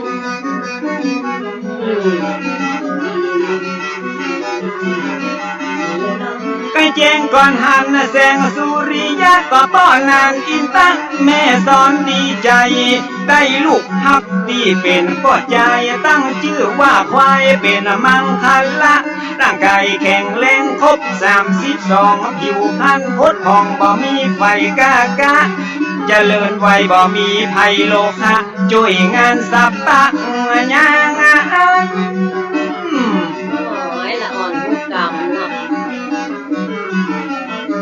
เต้นตีนเต้นมือบอกว่าถือว่าติ้วถึงตัวน้อยนิ้วกองแผ่วซิวแผ่วควานหับน้ำบดดัวกวาดเงินเตินจานห้องใจเงียการมาพื้นตานมาวันใด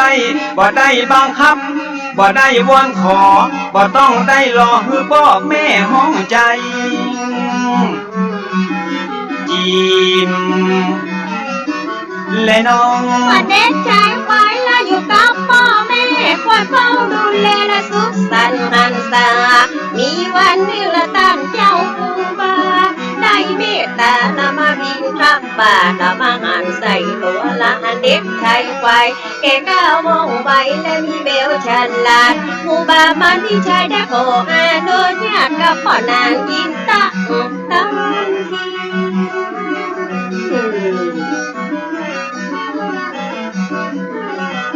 เอาไปเป็นละขยมละห้ำเฮียนเขียนอ่านฟื้นฝนสันดานกองเก่าคักสีคือได้เป็นตะบนเก่งคนดีที่วัดไฟนี่นะใจนิ่งเตียงมันอยู่กับคนไปเหมือนผ้าไม้ตัดดาบให้อยู่กับคนมีปัญญาจะมีวิชาหลายลำคำตกน้ำมาหอนเป็นหินเนาะอยู่กับคนผ่านพาไปหาพิษอยู่กับบัณฑิตพาไปหาผลอยู่กับครูบาได้ศึกษาฝึกฝนมุ่งมั่นอดทนจนอายุ15เขียนตัวเมืองอ่านแถวตัวไทยอ่านออกเขียนได้ชัดฉานเก่งกล้าครูบาพอหันอนาคตวันหน้าเลยบรรพชาเป็นสามเณร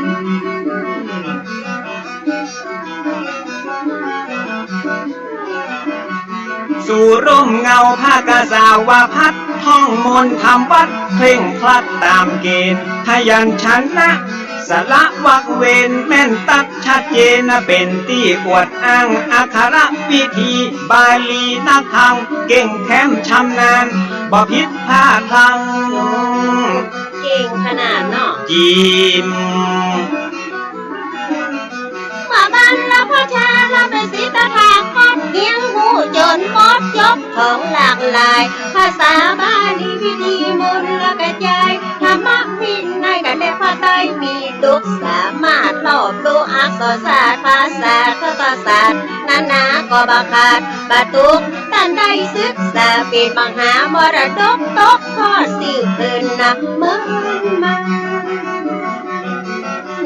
179 ปีมาถึงบัดเดียวน้องยังมาสูญหายแต่เมื่ออายุ22 ปีครบกำหนดก็ได้อุปสมบทตามความเมตตา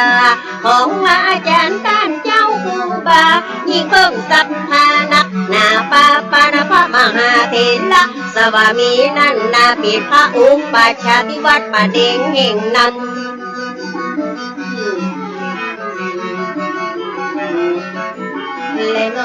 ได้เจ้าอาวาสวัดป่าแพ่งเมตตามาเป็นกรรมวาจาจารย์วัดไฟหินเป็นอนุสาวนาจารย์ได้ฉายางามอโศภาภิกขุได้ศึกษากะเฮียนต่อเพิ่มเติมจากของเก่าเดิมมาจากเนนฮอดตุเฮียนแตกหานสำเร็จล่วงลุกเป็นที่น่าสาธุมายินนาดี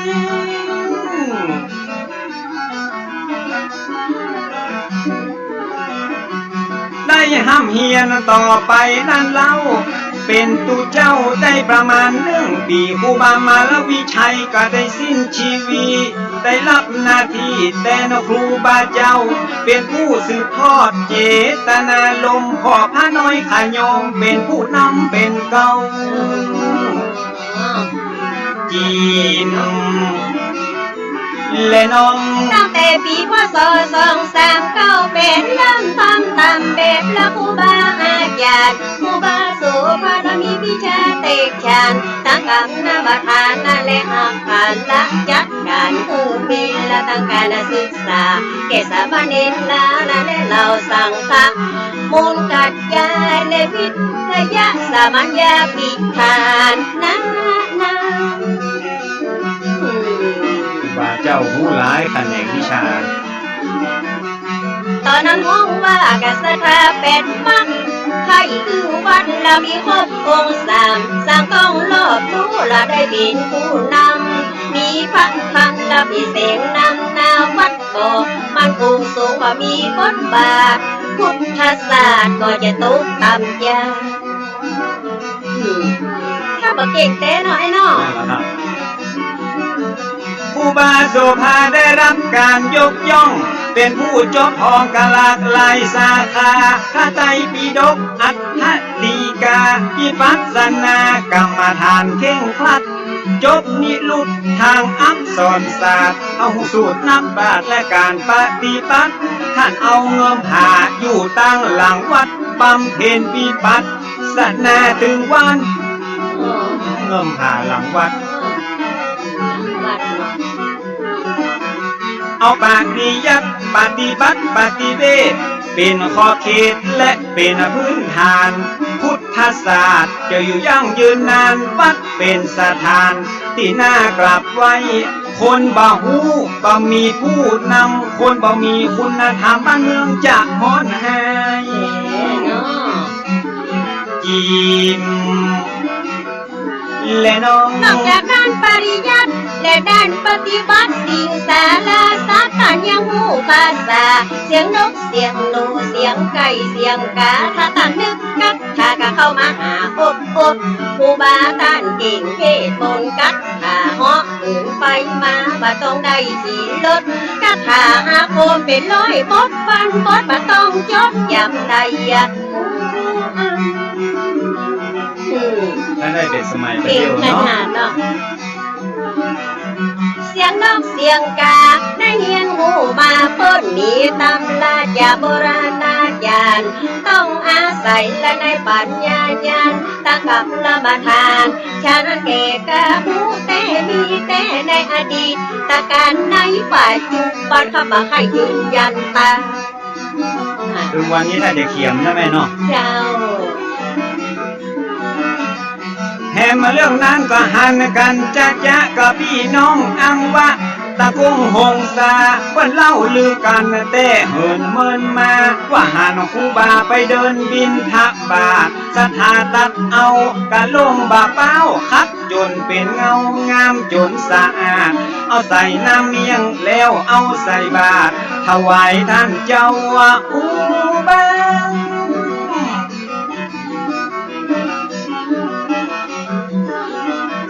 ห้องใครพิสูจน์เอากะลงเกินนั้นแล้วก็เดินทางมาซ้อถามหามาปะกะลงบาเป้านั่นนาที่ตั้นครูบาไฟหินดังอันเจ้าว่าครูบาเหาะเหินเดินอากาศไปบินทบาทที่อังวะคุณนั้นยิ้มและน้องโอ้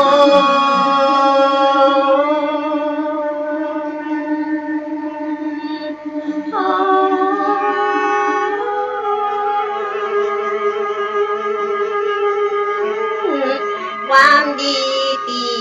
ทำไว้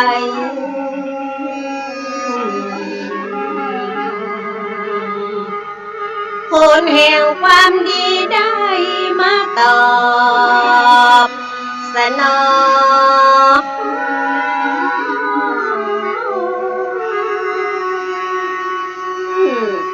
แต่ครูบาโสภาผู้สร้างความเลื่อมล้ำแก่ศาสนาบวรและศรัทธาเจ้าบ้านทางการใดน้องทว่า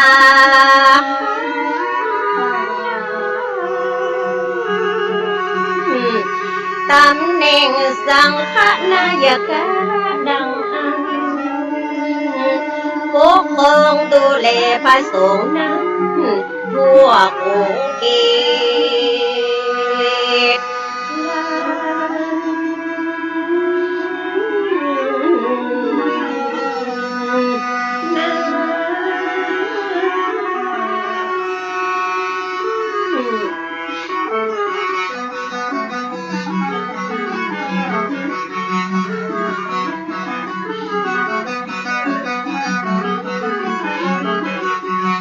เก่งบ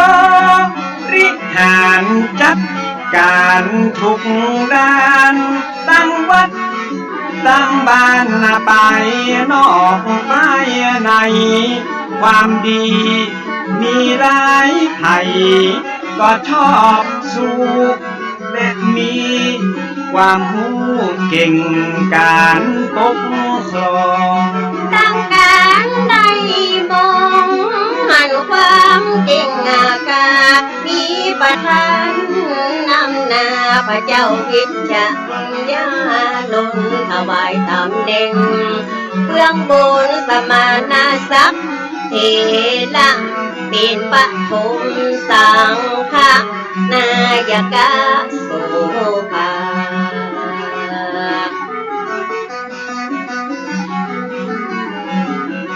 ถวายมุทิตายินดีจัดขึ้นหมู่คน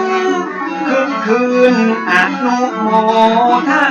นาที่ดอยสุเทพวัดวาอารามกวางแก้วฉลองเป็นน้ำแล้ว2438พอดีภาษาก็มีบอกไว้ดีเจงฉลองตำแหน่งหลังได้สั่งพระร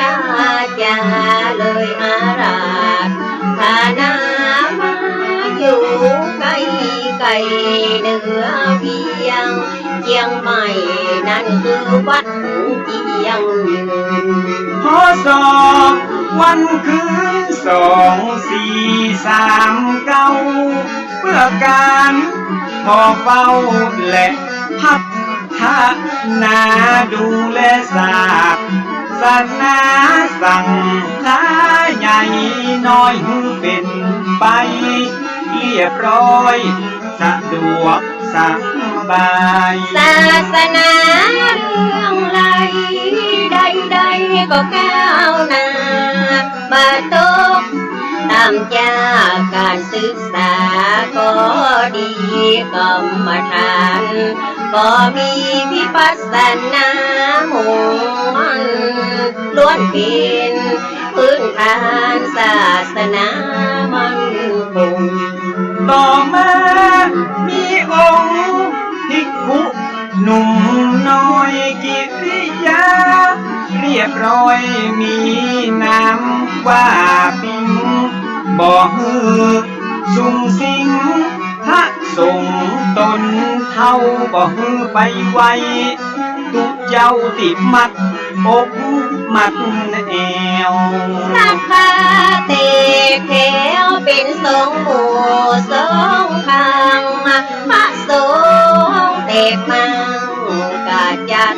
กาใหญ่เป็นสงฆ์มีกายหุ่นไว้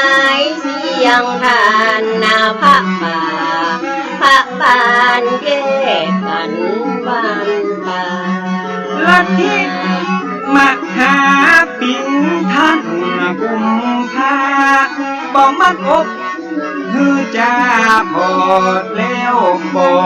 งามหลายคนหันตามไปนิยมชอบสู่นิกายใหม่ไฟยุอติลำเอียงพากันทบเถียงสำเนียงตอบโต้พ้องก่อปวดโอว่าลัทธิไม่ดีพงกะบอกยอมนี้ว่าเก่าดีดังอันนาทางบ่พัดทานขาดแย้งบ่มาชมให้บอกประน้องบานีอกเพื่อหันแต่นอกเนื้อบ่หันไปในต่างคนต่างใจว่ากันบ่ได้ประชาธิปไตยต่างมีสิทธิเสรีอยู่มาหลายปีเห็นที่เจ้าบ้านกลุ่มผู้อยู่ข้างบ้านมาหาปิงล่องใต้จากเบี่ยงปิงไปขอตำแหน่งไว้ท่าเมื่อท่านมาหาปิงได้เป็นเจ้านาพิธีสารละคุณเป็นตำแหน่งใหม่มาเจ้านายล้านนาหลายผู้หลายคนต่างกอดน้อมตนเป็นศิษย์ ชิดไกลเอามาหาปิ่งย้ายมาเจียงมันอาราม และได้จักนำนิกายไม่เข้ามาละของเก่าแต่ก่อนเดิมมาส่วนตานอุบาสุภาก็ต่อต้านนะบางอย่างทำนั้นมันบ่เหมาะบ่ควร หันว่าทิพควรประควรทำอย่างอันถ้าป่าถ้าบ้านก็สิทธศาสตร์สัตดาองค์พระศรัทธาพระพุทธเจ้าไปแยกหมู่แยกเล่ากันอันจะใด ทำดีทำไปขออย่าได้อวดอ้างมายกตนผมท่านโบราณว่าบ่ดีป่าเวนีล้านนาเก่าเบื่อถ้าบ่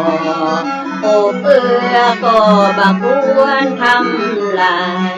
คือได้สูญหายไปจากโลกลาอนาคตวันหน้าลูกหลานของเฮาจะเดือดร้อนมองเงาจะเอาให้ยังมาอ้างปา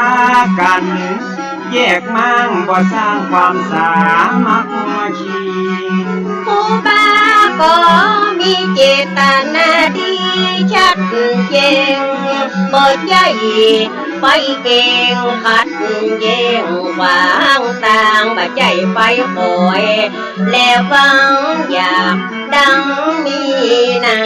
เพื่อภาษาศาสนาและศรัทธาญาติโยม จะได้สุขสมเหมือนอย่างก่อนกี้ถ้าเป็นอย่างนี้บ้านเมืองก็วุ่นวายป่าฮือยิ่งใจตั้งหลายหนุ่มเท่าสับสนแต่เราเลือกหักเลือกยัง ยิงลวงพันลังพร้อมกันต่อต้านพระสงฆ์เจ้าบ้านผู้เลื่อมใสศรัทธาในตัวตานอุบาสุภาตนเข้าเรื่องถึงเก้าเงาพระมหาธีลา ดูแลศาสนาสังฆาเมืองไต้เก้าเงาตนใหญ่ที่บางกอกนะคอนหูความสั่นคลอนเดือดฮ้อนดังอันมีคำสั่งมานั่งหือตั้นรูบาน อาราธนาไปบางกอกเมืองกวางเพื่อระงับยับยั้งเหตุการณ์อาธิกรศาสนาบ่บนป่ามองบนความบัวบ่คือจำน้ำบ่คือขุนมัว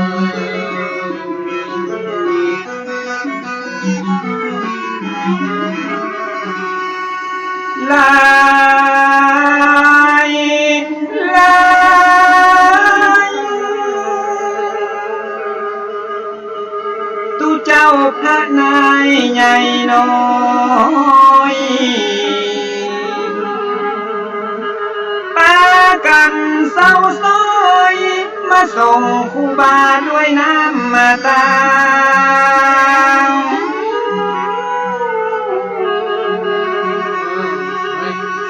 ตลอดจนถึงคณะศรัทธาหลั่งไหลกันมาที่ตาน้ำมาดังปัวปัญญาภูบาไปคัง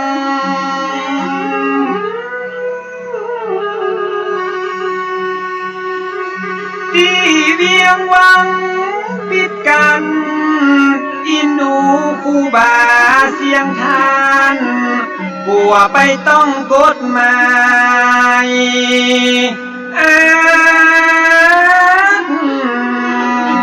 ยา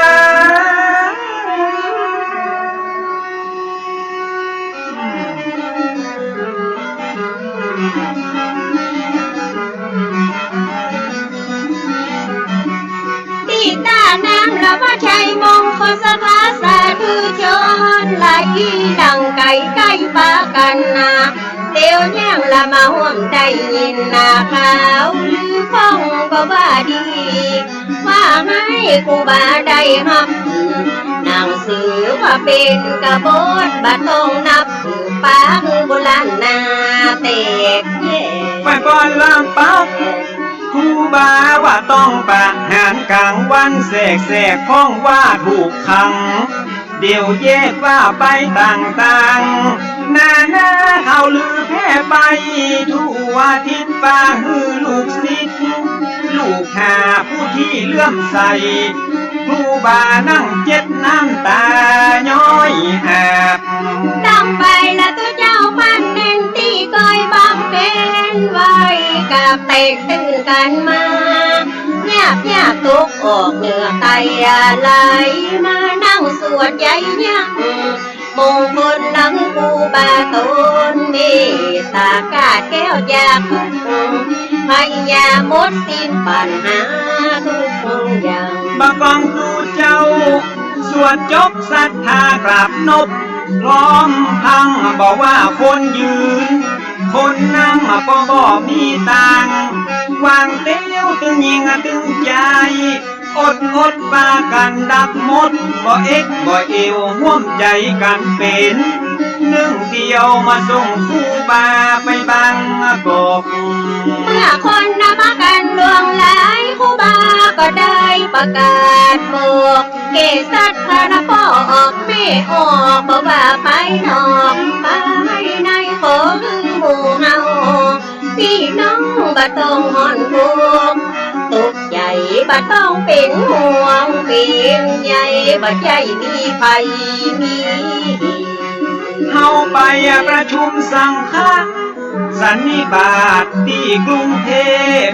นับเป็นโอกาสพิเศษจะได้หูดำหูแดงเฮาจะได้เสวนาอูจาพาที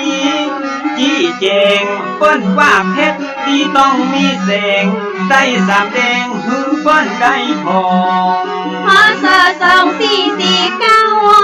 คนเฝ้าฟังข่าวแต่หนอไฟก็ไฟอันนาให้โผล่หน้าที่ตามนักวัดเด่นทำกลางในที่ประชุมเป็นที่จุมนุมมหาเทนครูบาไปยินได้นั่งใจยินร่วมกับสังฆาผู้ใหญ่พระบาทสมเด็จร.5ประทับนั่งหน้า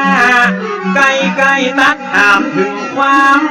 ผ่อนให้ไปในพระทรงลานหน้าครูบาถับไว้พระพรตอบขั้นตอนของปัญหาชะชานไทยพ่อสั่งกาองค์มหาราชาพ่อพระไทยยิ่งมีพระราชปฏิสันอ่านกับท่านครูบาหลายสิ่งจนคำมาเพื่อพระไทยมิ่งเลื่อมใสในตัวครูบามีใจแนวแน่ดูแลพระศาสนาสนับสนุนทั้งการศึกษาของพระสังฆาทุกฝ่ายทรงทราบถึงข้อเท็จจริงก็ยิ่งเข้ามากราบไหว้ทรงหันการเอาใจใส่และมีวินัยดีงดงามศีลาจารวัดผลงานประจักษ์เป็นสักขีทรงเป็นศิษย์พระมุนีควรที่อวดอ้างยกย่องยังถวายนะพระราชทานตำแหน่งเป็นการประกาศตรงและเป็นการเชิดชูยกย่องเป็นพระราชาใหญ่โตเพราะคุณและความดีมีนักสูงเกียรติสูงศักดิ์ อักโกทำหน้าที่ภาษาวโกของพระพุทโธของหลวงในพระราชทินนานามพระอภัยสารทะสังฆปาโมก2449หายโศกเป็นโยกใจยักมองหนกลับมาสู่เวียงเจียงใหม่ยิ่งใจพร้อมกับพระสงฆ์หลายคนหลายลูกหลายตนต่างตั้งขบวนแห่ขบวนพระสงฆ์องค์เน้นไปเส้นตามลำน้ำเมบอกว่าตุนนุ่มตุนเกเลเหลืองอลามเลืองยาวไปถึงเมืองลาปุญย้ำลุงอรุณเต็มถึงฝั่งสองถึงวัดใหญ่มงคลเนืองนองพี่ต้องมีสองฝากฝั่งบอกว่าบนบกในน้ำไหลล้ำปากันไหลหลังบ่มีไผ่ปังขับสั่งมาด้วยจิตใจศรัทธาน้อมถวายการต้อนรับครูบามาด้วยยศถาได้เป็นประมุขสั่งข้าคงเขตล้านแน่เจียงใหม่สังฆราชานายกะคนคารวะกลับไปศาสนาล้านนาจะได้น่าเจริญรุ่งเรืองกว่าเดิมโตอายุของพุทธศาสนาใดมันกาก็เสริมปริยัติปฏิบัติต่อเติมจะเพิ่มคนมาไว้กว่าในด้านคันธธุระวิปัสสนาทุละบ่ขาดผู้นำผู้มีบทบาทเสริมสร้างวัดวาอารามวิหารศาลาภูติบ่มีที่ติเกียรติยามวัดวาเจริญงอกงามสมนามเวียงพิงยิ่งใหญ่ศาสนาเจริญที่สุดและบ่มีจำจุดมองไม่เมตตาประมุขสงฆ์ใดแลดูใจใสอย่างดีพอโซ2457นาสิริอายุ83ปีชราภาพแล้วเต็มที่สิ้นบารมีบุญญารับอาภัยสารทะที่คารวะมรณะธาพิษยานุสิทธิ์หลายลาสร้างอนุสาวัดรีไว้ที่วัดฝ่ายหินเป็นถิ่นดินแดนสักกี่วันกี่เดือนกี่ปีบ่มีวันสูญสิ้นจุดวันที่21เดือนเมษายนลูกศิษย์ผู้คนเปิ้นเมตตา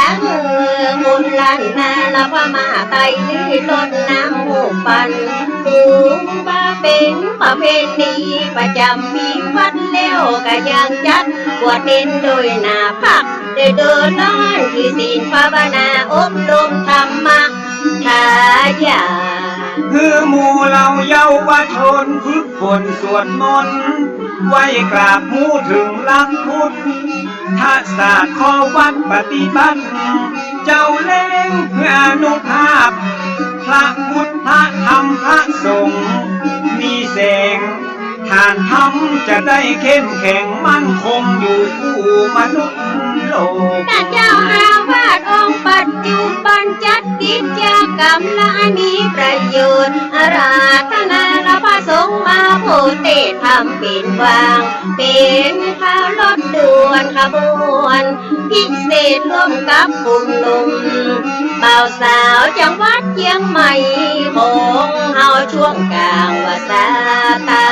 ลอง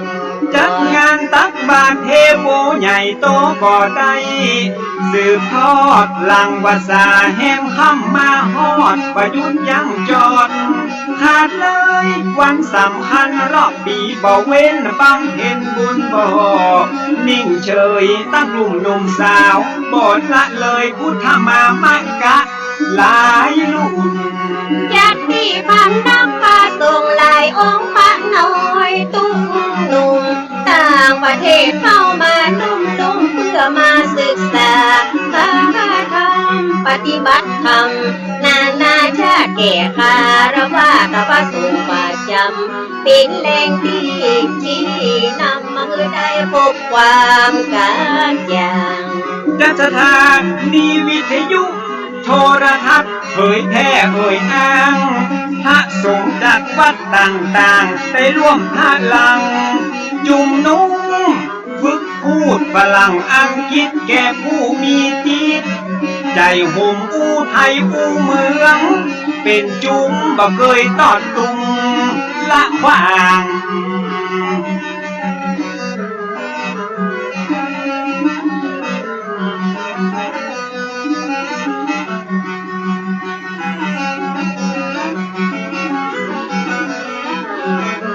สาธุความดีที่ท่านทำมา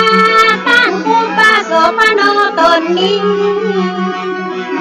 ไปคุณงามความดีของท่านครูบา วัดไฟหินดำอ่อนก่อนที่คุณงามความดีบ่มีสิ้นสุดถึงแม้จะมรณภาพคนยังไว้กราบอย่างทวีคุณบินสูงตนที่ได้เกื้อกูลพุทธศาสนาบุญนาแห่งเวียงเจียงใหม่พุทธศาสนาบุญเนาะฝ่าอุปสรรคนานับประการฝ่าไฟมันทะลุลอดมาได้นับเป็นการต่อสู้ครั้งยิ่งใหญ่และถ้าคนทั่วไปนะถ้าบัดได้เด็ดขาดแน่นอน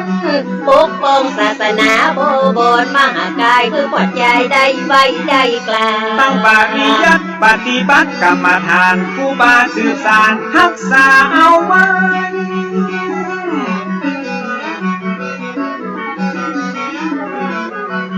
ถ่ายทอดให้ลูกหลานไกลๆได้นำเผยแพร่ขยายจากอดีตจนถึงปัจจุบันมีคุณอนันต์ต่อสงฆ์ล้านนาไทยบาลีไวยากรณ์ทั่วไปอาขยาสนธิและสัมมา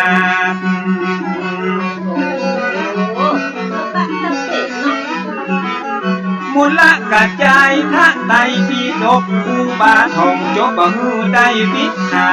จบนิรุตและอักษรศาสตร์ครูบาเป็นปราชญ์ล้านนาคนหนึ่งแต่นะเอ่ยถึงตั้งครูบานามว่าโสภาล้านนาจารึกชื่อ วัดไฟหินประสูติสิ้นคนดีได้พระสงฆ์ผู้มีภูมิธรรมและความรู้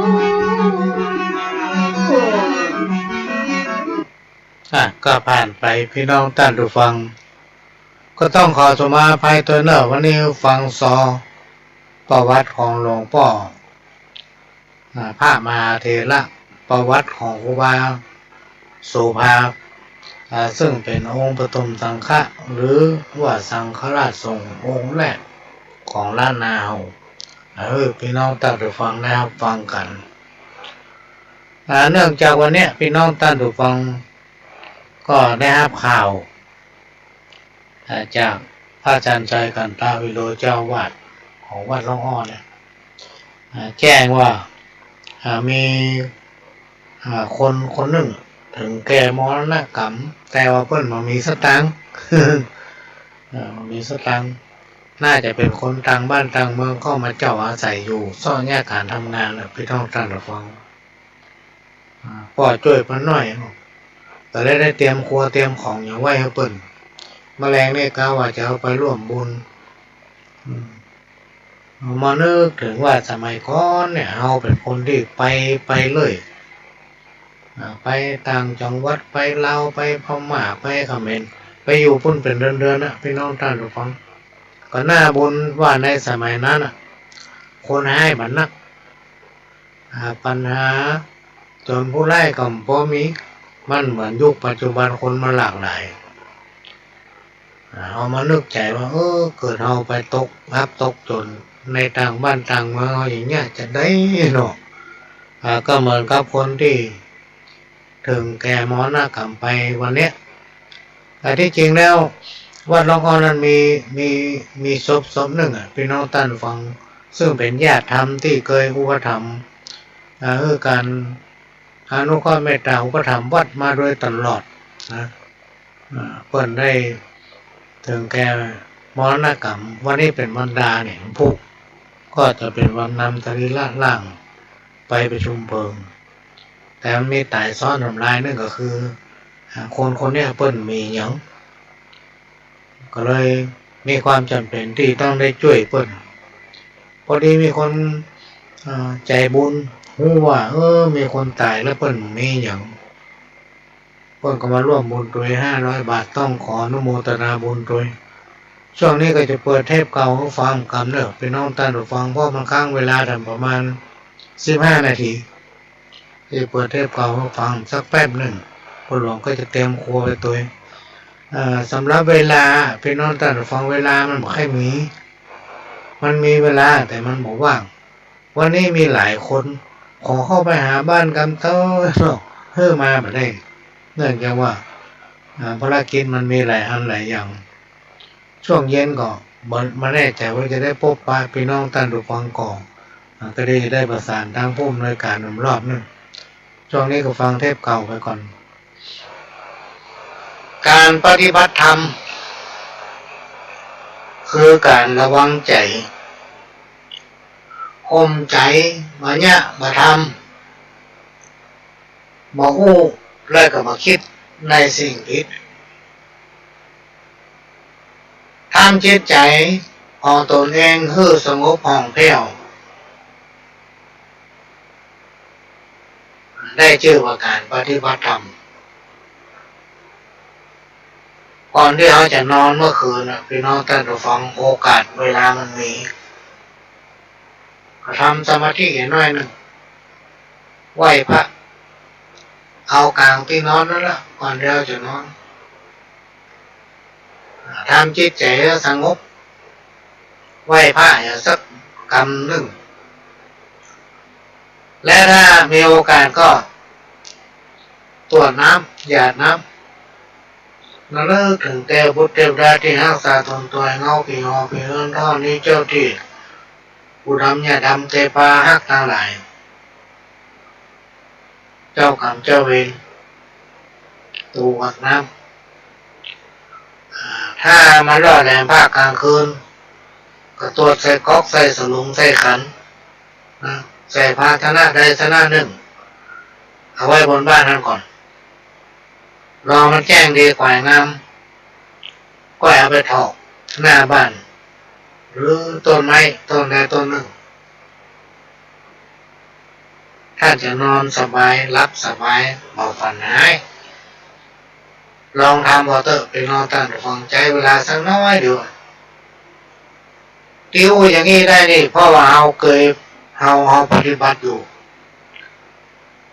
บางทีคนเราเนี่ยจิตใจมันขุ่นมัวหรอกพี่น้องท่านผู้ฟังความเป็นคนเนี่ย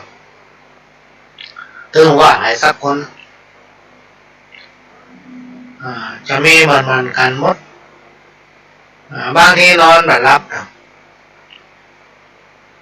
คิดอันนั้นจับอันนั้นคิดอันนั้นจับอันนั้นเป็นสายโซ่เลยพอมาเลยเวลาที่เราเคยรับเรามารับ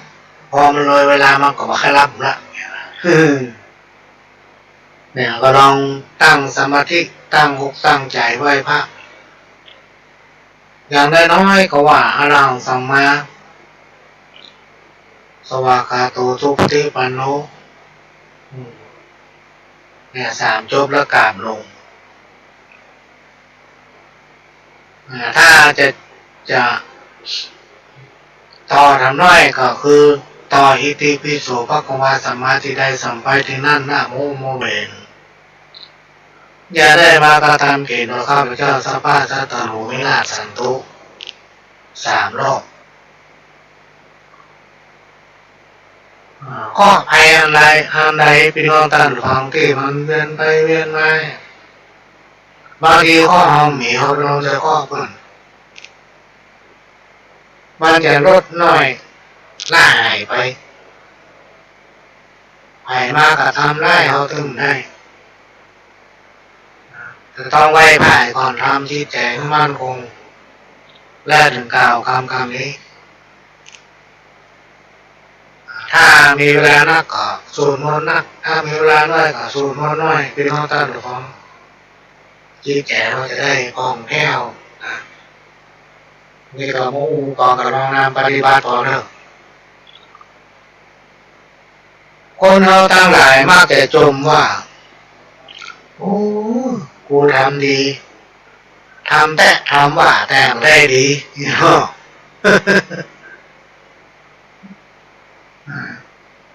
ทำดีแต่ไม่ได้ดีเนี่ยพี่น้องท่านผู้ฟังมันมีหลายสาเหตุมันมีหลายประการบางเจ้าทำดีแต่มันไม่ถึงดีหรือทำดีเกินความพอดีเกินความพอดีหรือทำดีผิดที่หรือทำดีแต่ประเภทหนึ่งคือทำดีเพื่อเอาหน้าเรียกว่าทำดีแต่จริงๆแล้วไม่ใช่ดีเลยพี่น้องท่านฟังคนที่ทำดีเอาหน้านะหรือว่าทำดีกับคนไม่ดีอันนี้พี่น้องท่านฟังที่ว่ากูทำดีทำแต่ทำว่ามันไม่ได้ดีเอาไปทำกับคนไม่ดี โลกมนุษย์ของเฮาถึงวันนี้มันมามีอย่างจีรังอย่างยืนสักอย่างพี่น้องท่านฟังเว้นไว้ตายเกิดอยู่กันนี้มาหมดแล้วจากวันนี้เป็นวันพุธวันเวลานี่มีรอไผ่มันจะหมุนวนจากวันเป็นคืนจากคืนเป็นวันสลับสับเปลี่ยนกันไปเพราะฉะนั้นหลายๆสิ่งหลายอย่างมันเลยมีความแน่นอนนะบางทีวันนี้แดดดีขนาดเป็นอย่างมันพวกไปซักผ้าพวกฝนตกความแน่นอนมันมีแต่ที่แน่นอนที่สุดคือเวลาการเวลาที่เขาบอกว่าการเวลาเป็นเครื่องพิสูจน์คนอย่างวันนี้วันที่1เนาะต่อว่าวันที่30มิถุนายนวันนี้วันที่1อายุของเสียงป่านนะเริ่มต้นของวันที่1ไปได้บ่ายแรงละ4 โมงปลายละกันเดียวข้ามอายุของเสียงป่านวันนี้เป็นวันหวยออก หวยออกเรื่องนี้บางผู้บางต่างกันดีอกดีใจเนาะยิ้มแย้มแจ่มใสพ่ออย่างพ่อหวยออกบางผู้บางต่างก็เศร้ากูเก่งจะดีมันใกล้คำแล้วเป็นยังเดี๋ยวที่16นี่อยู่ อันนี้คือความสุขของคนเรา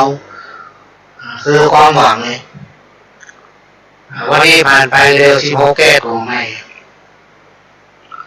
ความสุขความทุกข์เฮาทั้งหลายต่างก็ได้พบมาหลากหลายหน้าตั้งแต่อายุเฮาที่จำความได้มาจนถึงปัจจุบันและในภพชาติก่อนนั้นเฮายังไม่สามารถที่จำได้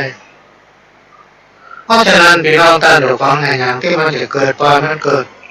จะไปจริงจังอย่าไปเสียใจกับมันอย่าไปยึดติดกับอย่างสิ่งใดๆเพราะว่าถ้าเราเสี่ยงอายุไขจากโลกมนุษย์ไปแล้วเราจะได้อย่างเรานั้นไปตัวเมื่อเกิดมาแล้วต้องตายเหมือนกันทุกคนเพราะฉะนั้นถ้าว่าอย่างกันเมื่อถึงเวลาบ่เปิ้นก็เฮาพี่น้องท่านผู้ฟังมันได้อยู่ได้สักคนในโลกนี้เงินและอาหารเป็น เป็นเสบียงอันประเสริฐในโลกนี้ความดีบุญกุศลหรือว่าบุญคุณและโทษเป็นเสบียงไปในปรโลกเมื่อเกิดมาก็จงใจชีวิตให้มีกล้าสร้างสมเสบียงให้เพียงพอเรียกว่าสร้างสมบูรณ์บารมีในการปฏิบัติความดีงามการปฏิบัติธรรมที่ดีแท้ๆเนี่ยพี่น้องท่านผู้ฟังคืออย่างคือการปฏิบัติตนเองการปฏิบัติตัวเก่าสิ่งไหนที่มันดีนะฟังไปเวลาหมดละพี่น้องท่านผู้ฟังก็จะขอนำรายการนี้จากพี่น้องท่านผู้ฟังไปก่อนจากกระผมพระหลวงสว่างธาตุอินทร์จันทร์ขอสวัสดีครับ